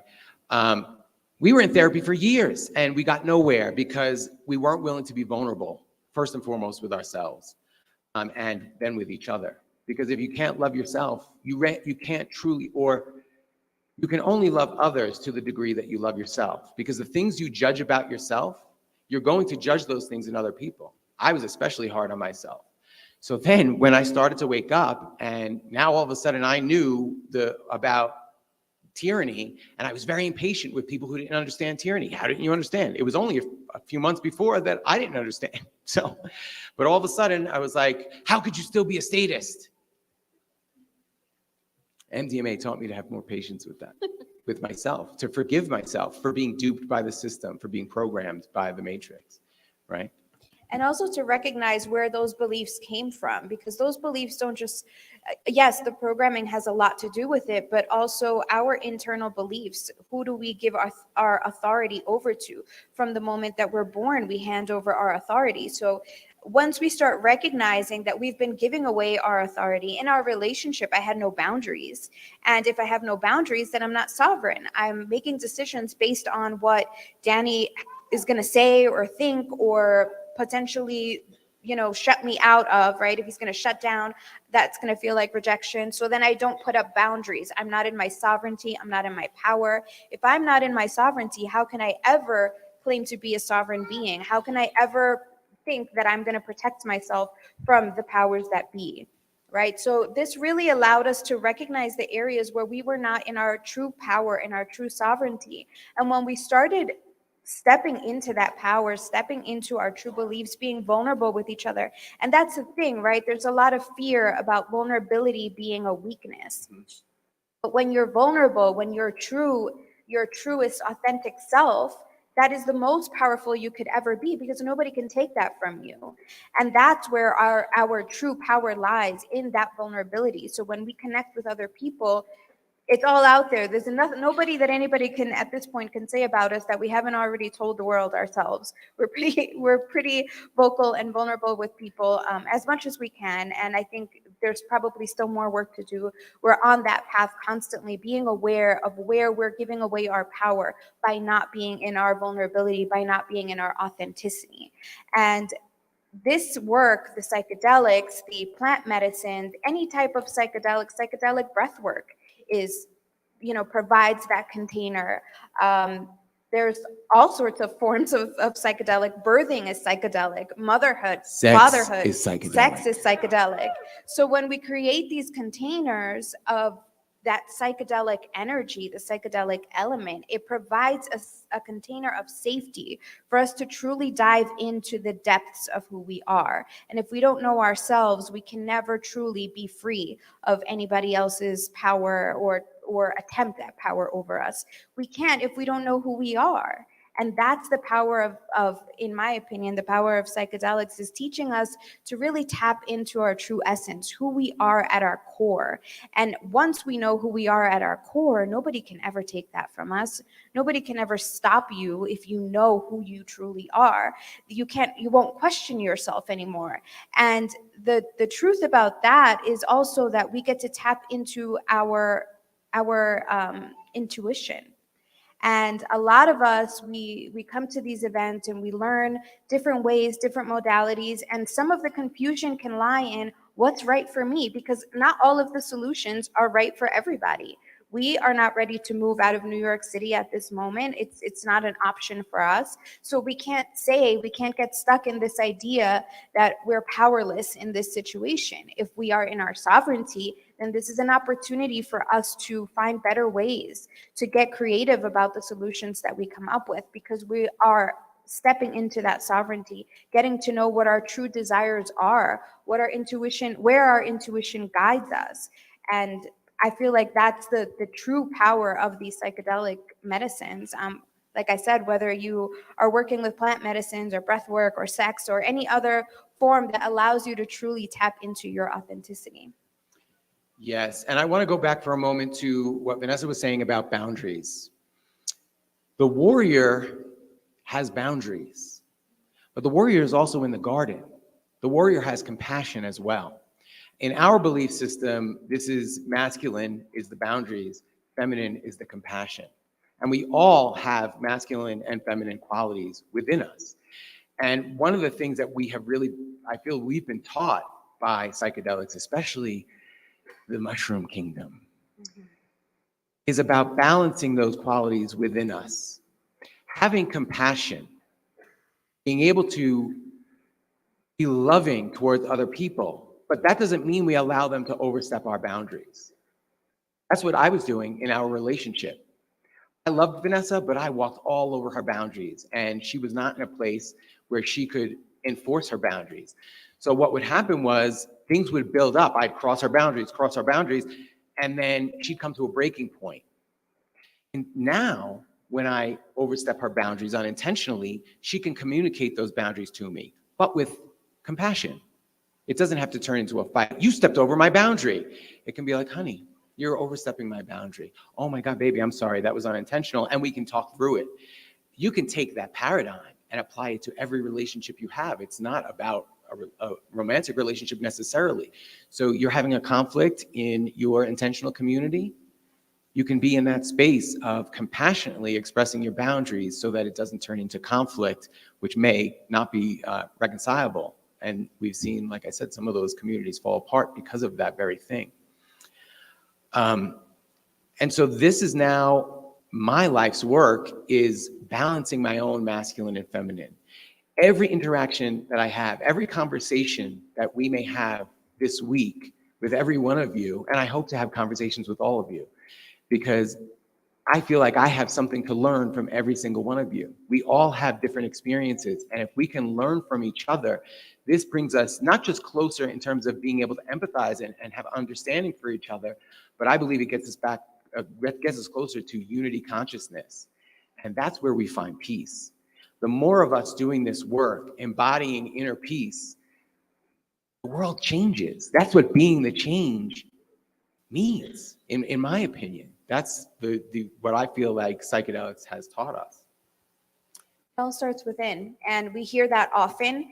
And I think a lot of the solutions that are being offered today are helping us achieve that balance within, whether it's permaculture, whether it's eating healthy, building cryptocurrency, being in control of our technology. All of that is extremely beneficial, and it all starts with us. We can't be out there yelling at everybody else to do the thing that we haven't done yet. And a lot of times we catch ourselves doing that, expecting things from other people that we're not ready yet to embody. So, yesterday in the trigger we were having, Danny was having an argument with somebody. I was like that meme. I was triggered. And at one point he said, I want her to admit that she's in her ego. And I said, okay, well, are you ready to admit that you're in your ego? Because clearly it must be easy to admit if you're expecting her to admit that she's in her ego. And it was like a light bulb went off. Not a very happy light bulb, but a light bulb nonetheless. I was a little reticent to admit it, but yeah, she was right. And I think that's the thing, right? We are expecting our family members, we're expecting people in our communities to understand something, to change their minds. And when we stop and look at how easy it is for us to change our minds, that's not always the case. If it's something that we don't agree with, we're not going to change our minds. When somebody gives us a list of facts and says, here's the information I have, here's the research, I've done, so now change your mind. It's not that easy, but we expect other people to do that. And when we start recognizing that there are areas of resistance within ourselves, then it's easier to hold space and have empathy for the areas of resistance within others. And then we can build those connections. We've met a lot of people in our neighborhood in progressive Brooklyn, and they're not always, they're not always ready to hear what we have to say.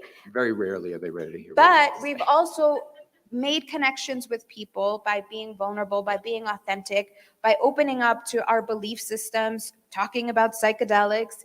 And honestly, we've met people that after a few conversations are crying, telling us the things that they're going through.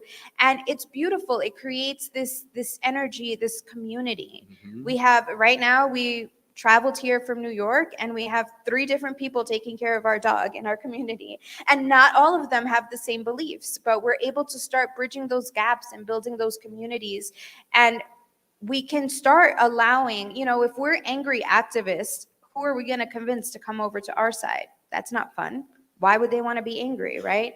But if we're in this place of joy, if we're really enjoying our lives, and we are authentically, truly enjoying our lives. We're in Morelia right now with hundreds of people, thousands of people watching online, but hundreds of people in person here and in Texas, and getting to see this community grow, getting to hear all of this amazing information.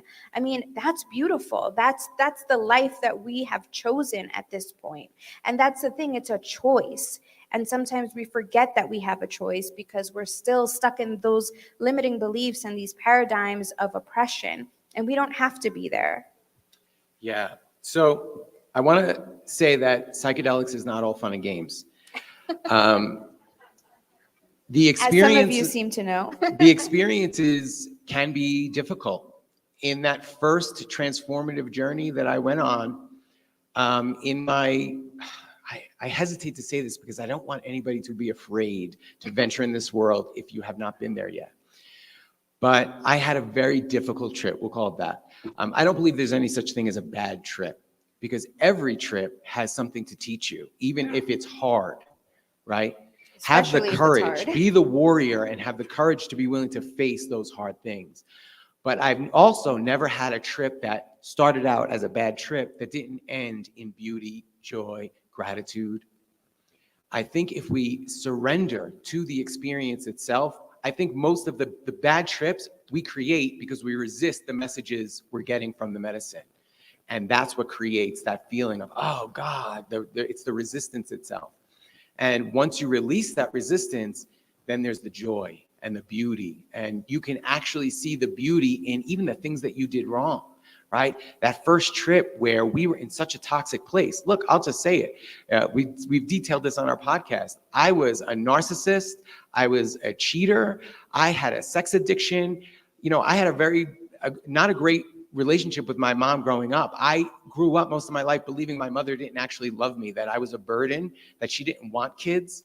And because of a few little things that happened when I was a child that my child's brain could not understand, I interpreted it in those ways.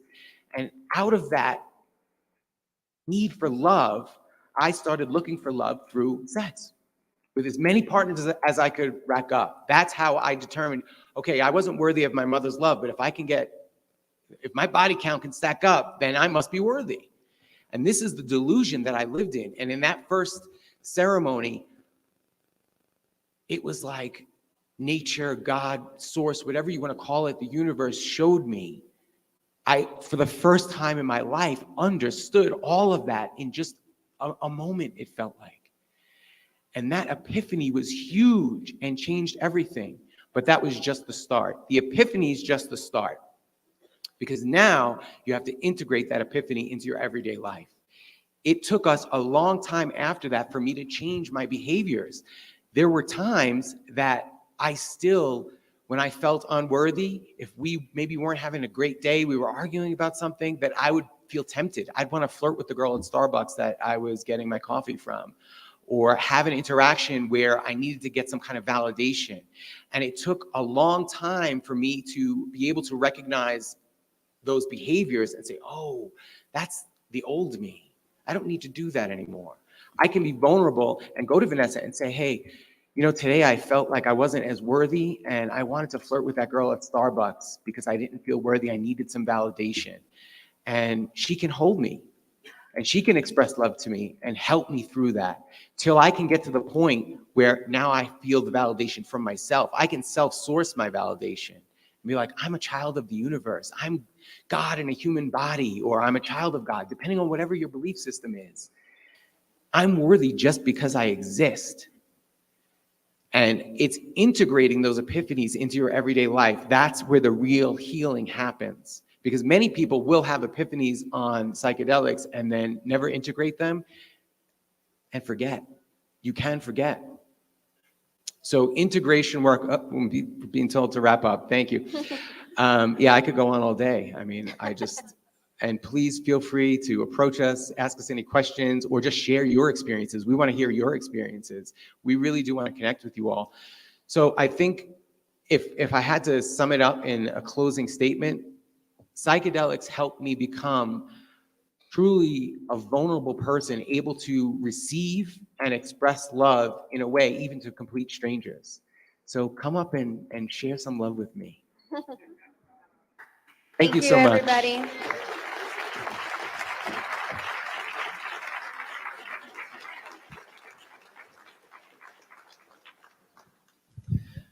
Awesome. Yes. Nope. Yeah, I just want to thank Danny and Vanessa. They were super, super gracious and loving and helping me through my past relationships. And yeah, they were really there and helped me get in touch with the emotion. So I just want to send them some personal thanks. Excellent. Wow. I want to share some love for Danny and Vanessa too, because I've known Danny. You give it up for Danny and Vanessa, ladies and gentlemen.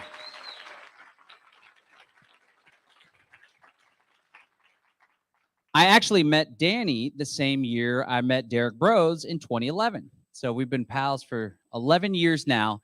And the stuff that they just shared is really special because it's vulnerable. And I want to encourage people to become more vulnerable, because if you live your life in a shell, not only is it stressful, probably shaves years off of your life expectancy, but it really makes it a big challenge for you to connect with other human beings. And that's really what it's all about if we're going to improve this world. But first, you got to connect with yourself.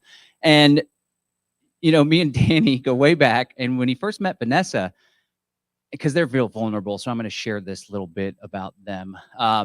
We were staying at his apartment in Brooklyn, and I was there with my ex-wife, and we were listening into a fight they were having. And I was thinking to myself, like, dang, if they fight like that when they have company, can you imagine how they fight when no one's around? So it's not an understatement for them to share the transformation that they've gone through in their relationship. And I feel really blessed to have a friend like that, the brotherhood that we share, and how he helps me to become more vulnerable and become a better partner for my wife and a better father for my kids. So I really appreciate Danny, and I'm grateful that he was here to share with us today. Give it up for Danny Vanessa, ladies and gentlemen.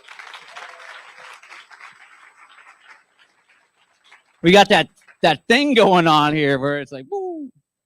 Anyway, okay, we are going to thank some of our sponsors. Look, this event is broadcast free to the entire world. We wouldn't be, give it up. Yeah, that's pretty cool. And we wouldn't be able to do that were it not for the gracious support of a slew of freedom-minded businesses that have incredible products that are so in alignment with the message that we're promoting through the Greater Reset. One of those companies is called Texas Ready. They sell awesome non-GMO heirloom seeds, but on top of that, they do incredible workshops. So not only can you buy the seeds, but you can also get the knowledge needed in order to plant those seeds. Now, I got news for you. I know there's a lot of folks, maybe there's not as many. I just think of my old Alex Jones days when he's like, get the survival seed bank, you'll be set for life. And so I know there's some people watching this that are like, I got the survival seed bank up in my closet, so if crap hits the fan, I'm going to be okay. But it's actually pretty challenging to take something from seed to fruit. We used to have 120 chickens. I tell you what, it's a lot easier to raise chickens than it was to grow vegetables. Still to this day, I've never been able to produce an ear of corn. It's like a pollination thing or something. I don't know. I can grow some okra and tomatoes, though. But nonetheless, Texas Ready has incredible seeds. You can check them out at texasready.net, texasready.net. We are trying to create our own circular economy. That's a World Economic Forum buzzword. But it's basically like where we take business, money, resources, and it circulates within our freedom community. That's part of what we're doing with this counter economy we're going to talk more about on Friday.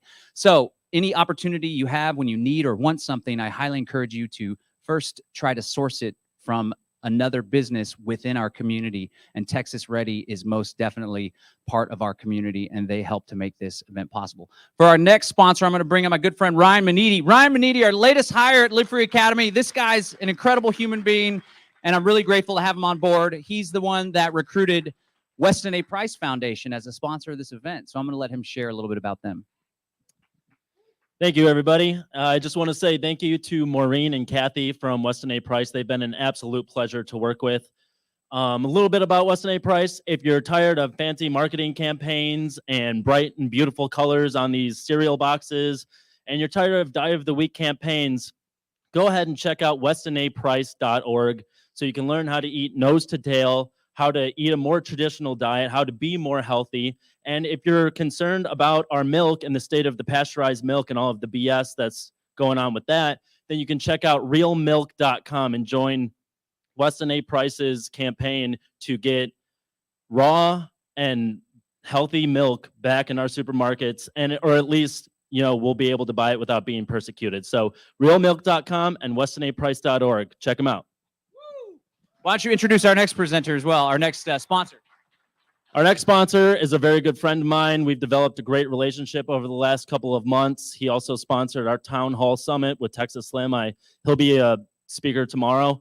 Definitely listen to what he has to say. But Farrow, Charles Mayfield, they're doing incredible work, and they've got an amazing product. So give it up for Charles. Thank you. This is fun.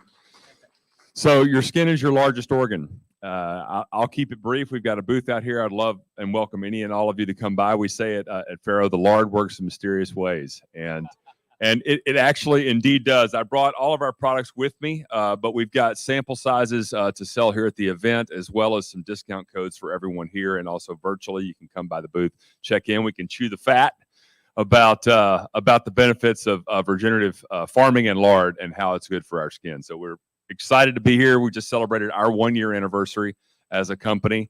And what better way to do that than here in the freedom of this room. So thank you.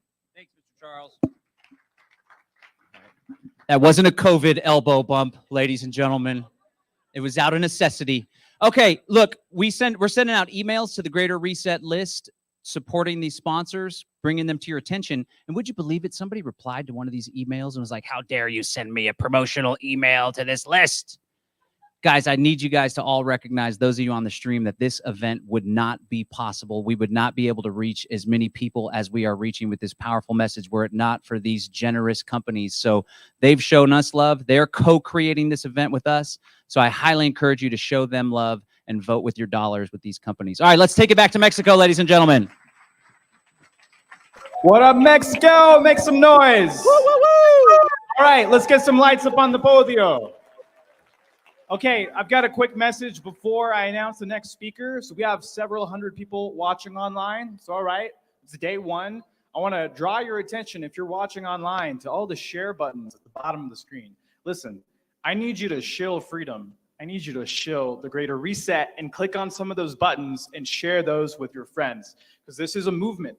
We are trying to spill outside of our own bubble. We've been separated for too long from the general populace. So if you have 3 or 4 friends, use the buttons at the bottom of the screen and share it on Facebook, share it on WhatsApp. It's all right if it's not private. Let's just get more people on the stream and watching. Thank you for that. I appreciate you doing that for us. And now let's bring on our next speaker. This is someone who's very special to me. And working in the tech field, it's easy to get disconnected from your emotions. You know, it can be a very stressful job on your psyche and your spirit. And so when I discovered HeartMath, I found really easy techniques to get back in touch with my emotions, back in touch with my heart. And honestly, as soon as you tap into that, and you feel into the field and you follow some of these easy techniques, you begin to feel it right away. So without further ado, I want to bring on Howard on stage. Let's give a round of applause. Howard, how's your heart doing? Hush through just fine, Romero. Thank you very much. And it's a pleasure to be here with you all in this way, virtually, to be a part of the Great Resetting. It's an honor and a privilege, and I'm glad to have an opportunity to share some things with you that I hope you find interesting and helpful in your life. Now, our time together is going to be sort of brief, so let me just get right to the point. You know, it's a time in the history of our world when we are obviously experiencing unprecedented change, more change happening in less time than ever before in the history of humankind. That is presenting great opportunities and great growth, but also many, many challenges. In order to navigate those challenges and to take the advantage of the opportunity, we're going to have to come into new types of intelligence to do that. The same ways of thinking, the logical linear approaches to how we've been living our lives and how we've been trying to navigate and solve problems isn't going to work. It isn't working. It's already not working. This is something that's already happening. It's going to take a different type of intelligence, and my true belief, based on many, many years of work, is that it's the intelligence of the heart that's going to be essential and is essential in this process that we're all involved in. I'm not here to talk about myself today, but I will say this. An exploration of heart has been my life's work for now well over 40 years. And for the last 33, formally here at HeartMath as an executive vice president and author and that sort of a role. And over time, it's interesting, it's sort of counterintuitive. Things in ways become more simple rather than more complex. So I'll share very briefly a couple of simple statements with you that have come to me over these many years of exploration. The first is this, is that I believe the purpose of life is to love. Very simple statement. It's been talked about before, written about for thousands of years. For me, it's real. For me, it's very serious. At the end of the day, when this life is done, it's not going to be about how many books I sold, how many places I spoke, or any of that. It's going to be about how much I loved or how much I did not love. And within that, that to me is the real purpose of why we are all here, why each and every one of us is here on this planet. The second one I'll share is that I believe that the key to unfolding this next chapter in human evolution lies in learning how to get along with each other better. It's as simple as that, but hard to do. We have to learn to dissolve the differences and the separations and the biases and the judgments between ourselves, internally, individually in our relationships, certainly collectively in society, societal systems, governments, all of that. We have to learn to get along better. That cooperation is absolutely going to be essential as we go through these changing times. Let me give you a very brief personal example of that, a right now example. I'm broadcasting to you from my office in Northern California, Central California. I just got back here last night. I've been evacuated for the last 2 weeks. A series of very powerful storms starting in late December that went all the way through Monday came and hit this part of the world, creating tremendous disruption, floods, power outages, road closures, a lot of different things went down. And I just got back here to my office in my home last night. So as inconvenient as that has been, it's also been a time of growth, an opportunity for me to flex and to adapt and to show my care and compassion for others rather than concern for myself. It's also an interesting observation whenever there's a natural disaster to see people coming together, to see people helping one another, dissolving those differences in the name of trying to get through something that's bigger than all of that. And so you see the heart coming into play. You see the qualities of the heart being manifested at a time like that when there's a time of crisis. So it's always there.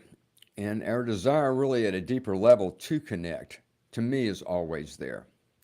Now at HeartMath, we've done a lot of work now for over 30 years. We've developed a system of tools, techniques, technology, all underpinned with scientific research that we've deployed all around the world, touching the lives of many millions of people in meaningful ways.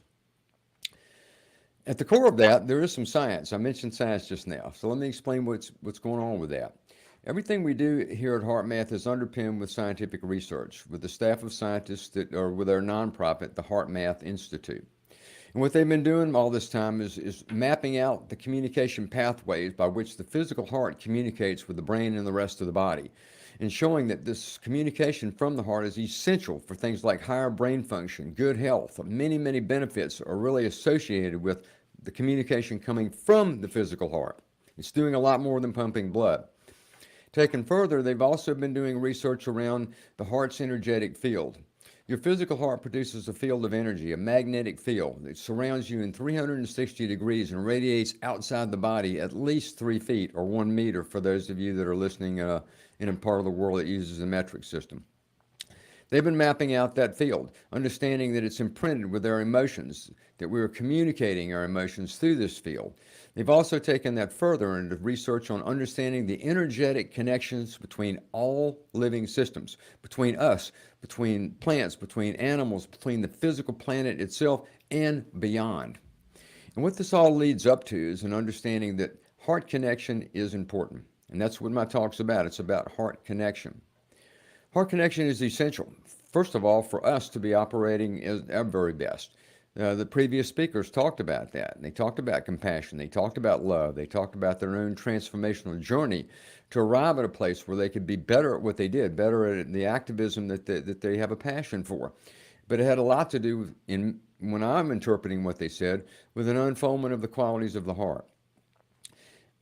What I would say is that we have an intelligence that we are born with that never really goes away. It gets sort of drowned out over time by the roar of ambition and survival, and we start living from the neck up, and we lose this connection, but it returns at times, just like what I mentioned a few minutes ago about the natural disaster here, seeing people's hearts open in the name of supporting and helping one another. So it's really always there. It just needs dusting off, and it needs to be brought to the forefront of how we live our lives today.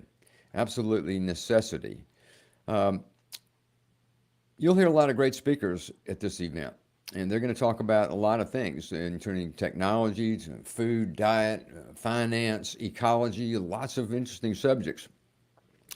Within all those subjects, I think an infusion of the qualities of the heart, more care, more kindness, more appreciation, more understanding, more compassion, less judgment, can benefit each and every one of those initiatives that you'll hear people talk about. I will use now technology as an example of that. We have amazing technology today already, amazing technology. I'm with you today, right now in this way, because of amazing technology. And as people who write about that have characterized where we are today, they say that we're at the end of the beginning, only at the end of the beginning, that lots of new technology is coming. It's on the way. It's going to be a different world through technology. Technology is very important. It has helped us. It will help us. It's not the total answer. And if we don't use technology properly, it's not as effective as it could be. And it even can be detrimental. And you've seen that. I know you've seen that. It's going to take more intuition to understand how to develop technologies, what technologies to develop. It's going to take another level of maturity, another level of heart-based consciousness to learn how to implement those technologies so they are applicable to each and every one of us in our modern lives, and how to use them in ways that aren't detrimental. That's going to take heart. So technology by itself, from a mind-based perspective, gets us to a certain place. It can't get us to the next place, I believe, unless we infuse it with more of what I'm talking about as heart intelligence. Heart intelligence is a high-speed intelligence. It is intuitive. It does access a field of information where we get information that is nonlinear, which is generically called intuition. It's through the heart that we access that type of intelligence. Heart intelligence is also the birthplace of the emotional qualities that are the most regenerative and beneficial to us. I've already used those words: appreciation, love, care, kindness, compassion, etc. They're born from the heart. They are birthed from the heart's intelligence. The heart's intelligence is also that place we do go to when we're looking for our own guidance and our own self-security. We go there often when times are tough. There have been times in my life when I've been in situations where there was no answer to the situation. There was no way I could see a way through it, no way I could figure it out. And in those times, what would happen always is I would dig a little deeper in myself. Many people do that. Many people pray, or they meditate, or they get in the car and drive off into the night, or they take a walk on the beach or a walk in the forest. They're looking for something, and they pull a little deeper. And when they do, they find the heart's intelligence. Because even in tough times, I've had thoughts change to where it would be like This is hard. I don't know how I'm going to get through it, but you know what? I've been through tough situations before, and I know I'm going to get through this one.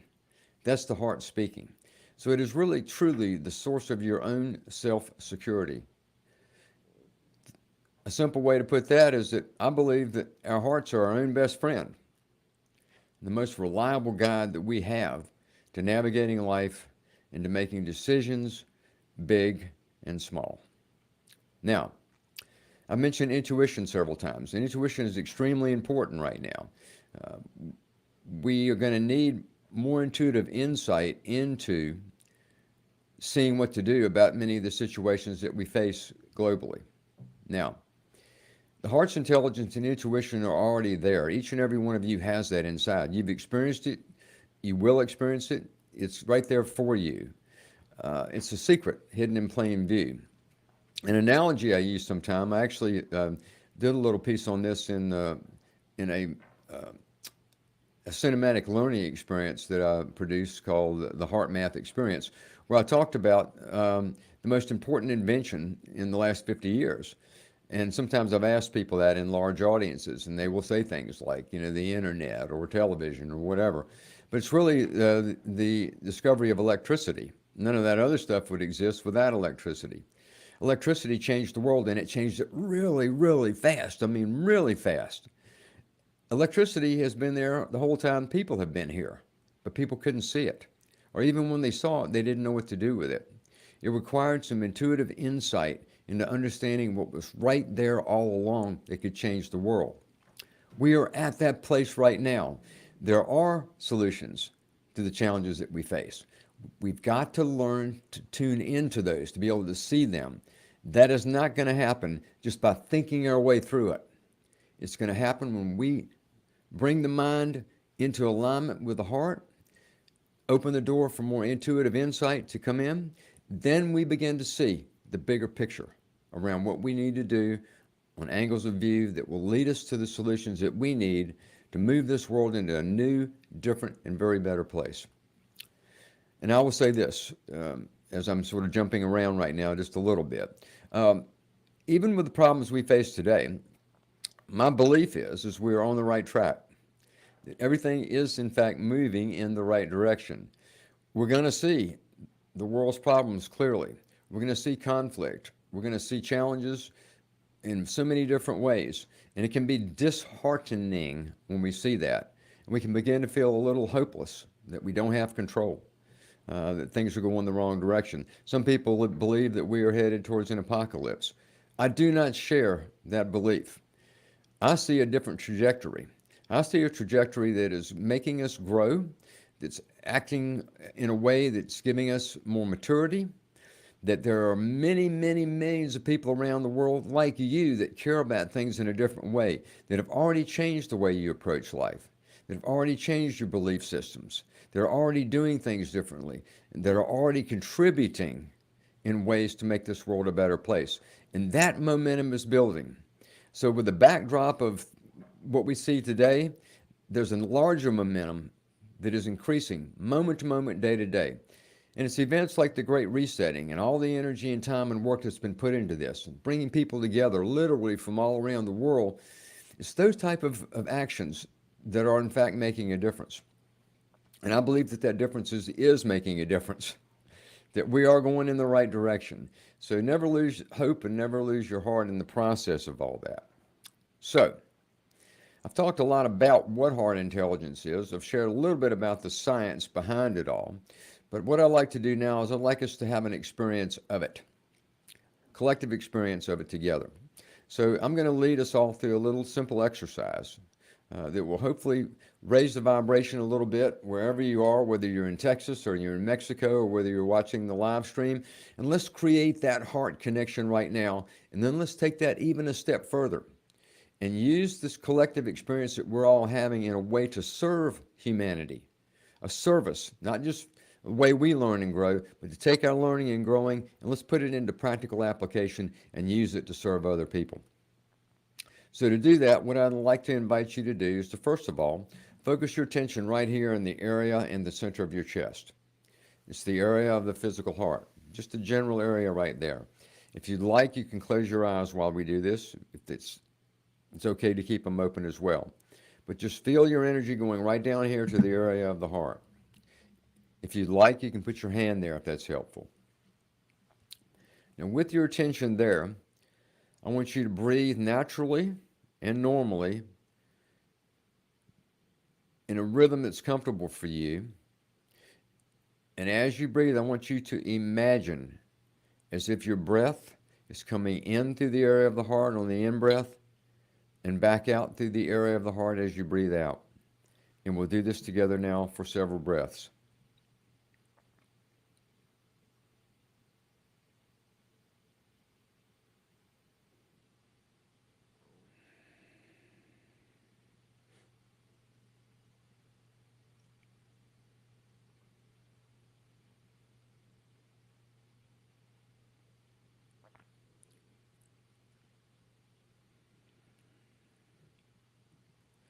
This is called heart-focused breathing.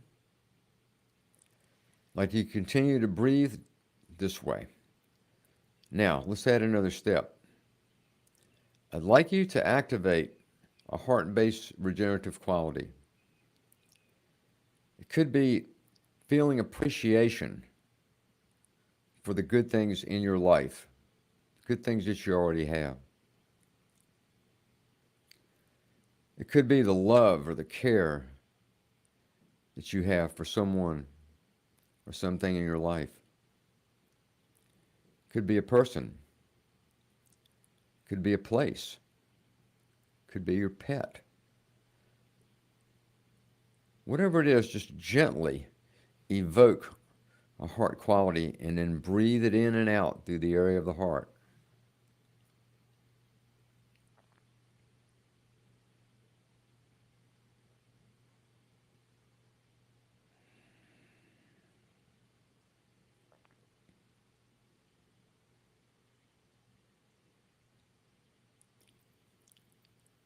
As you're doing this, things are happening inside your body.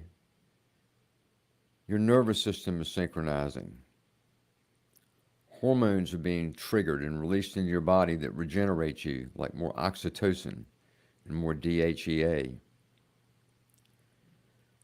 The quality of the signals that run from your heart back to your brain and the rest of the body are improving and synchronizing, going into what's called a coherent state.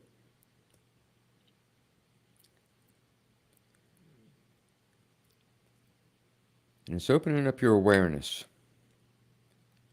to receive more intuitive information and intelligence.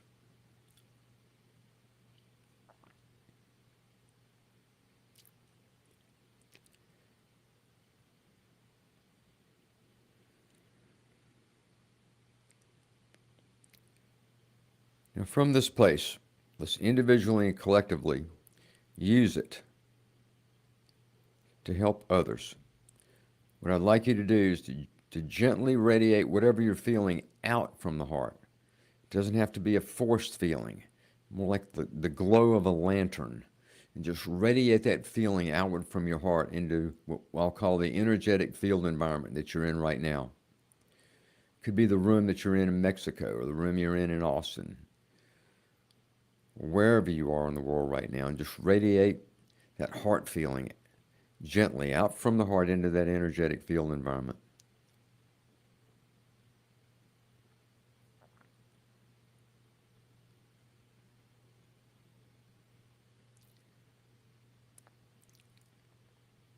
Now let's expand it greatly. Let's send this heart, and this collective heart that we have created together right now, to humanity itself, to all the people that are going through hardships, all the people that are struggling in so many different ways, all the people that are going through human suffering. And let's offer that right now as our gift from the Great Resetting to help all those people in need of so much in their life.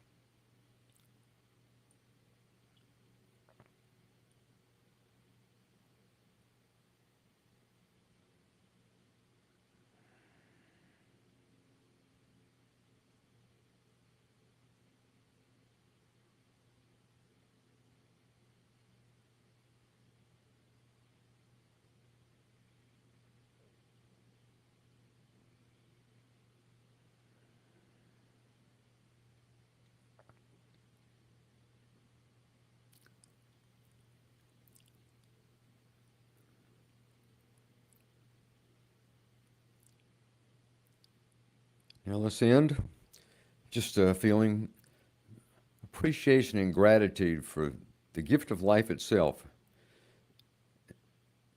and to have the opportunity to be on this planet at this time at such an important juncture. Let's appreciate that opportunity, and just feel that appreciative glow inside your own heart.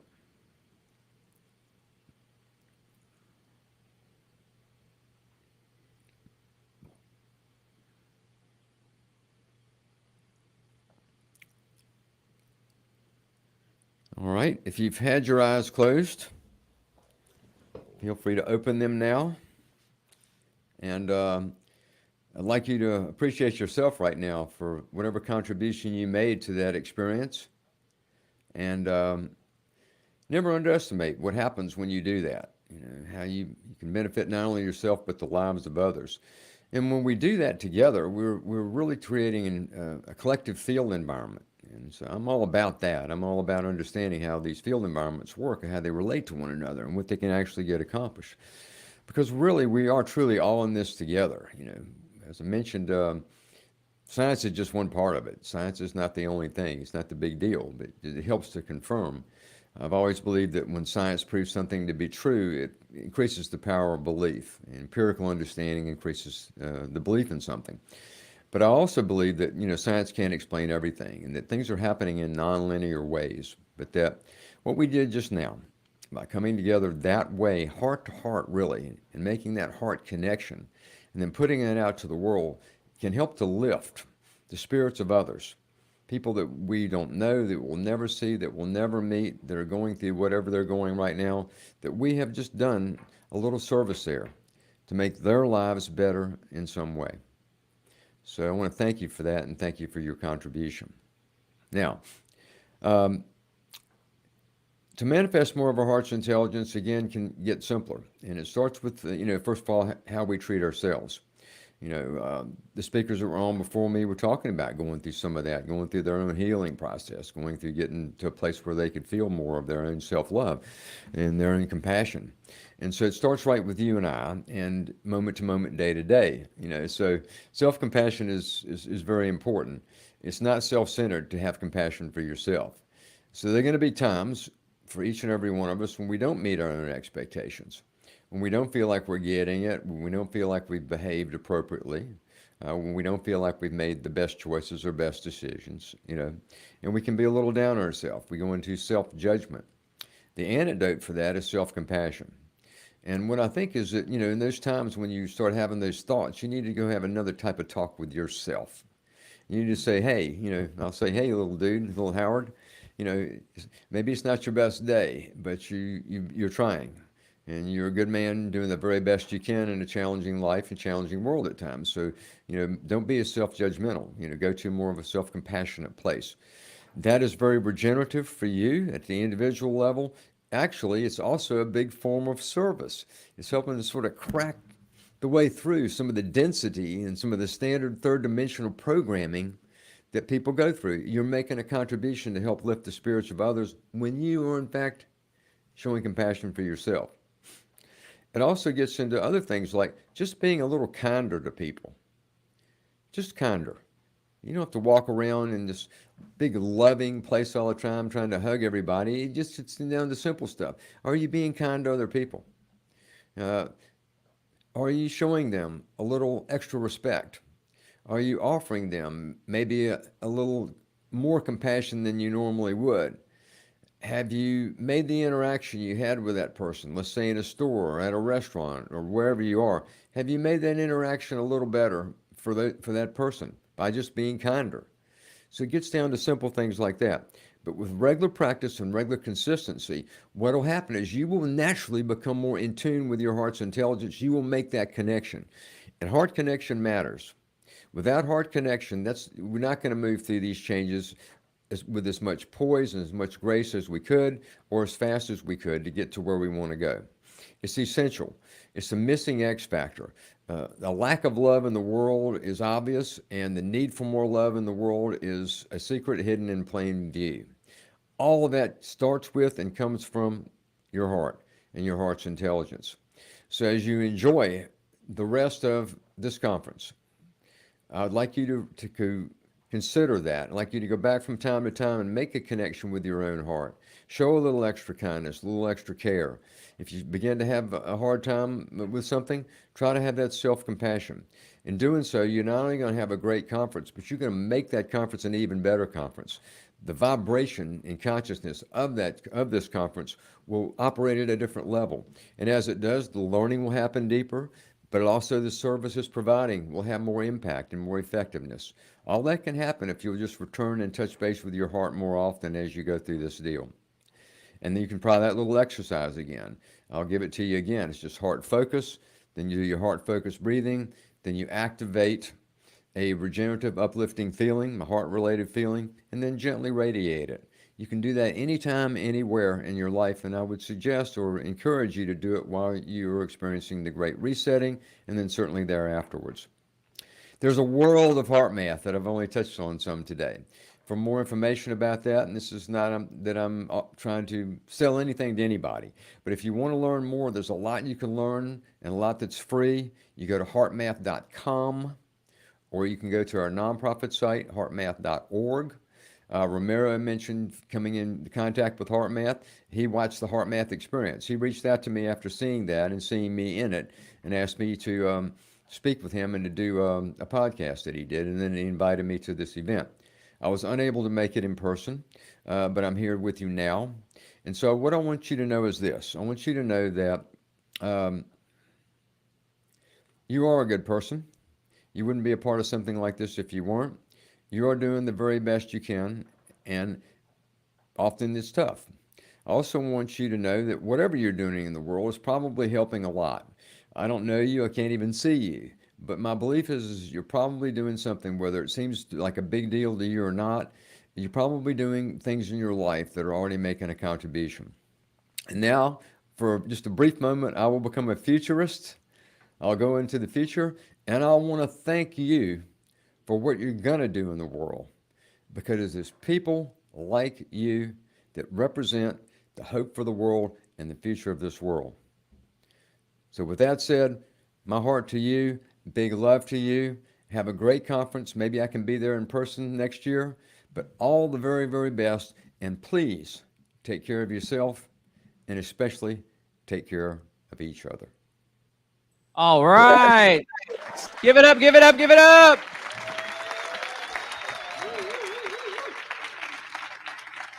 All right. Thank you so much, Howard. We appreciate you.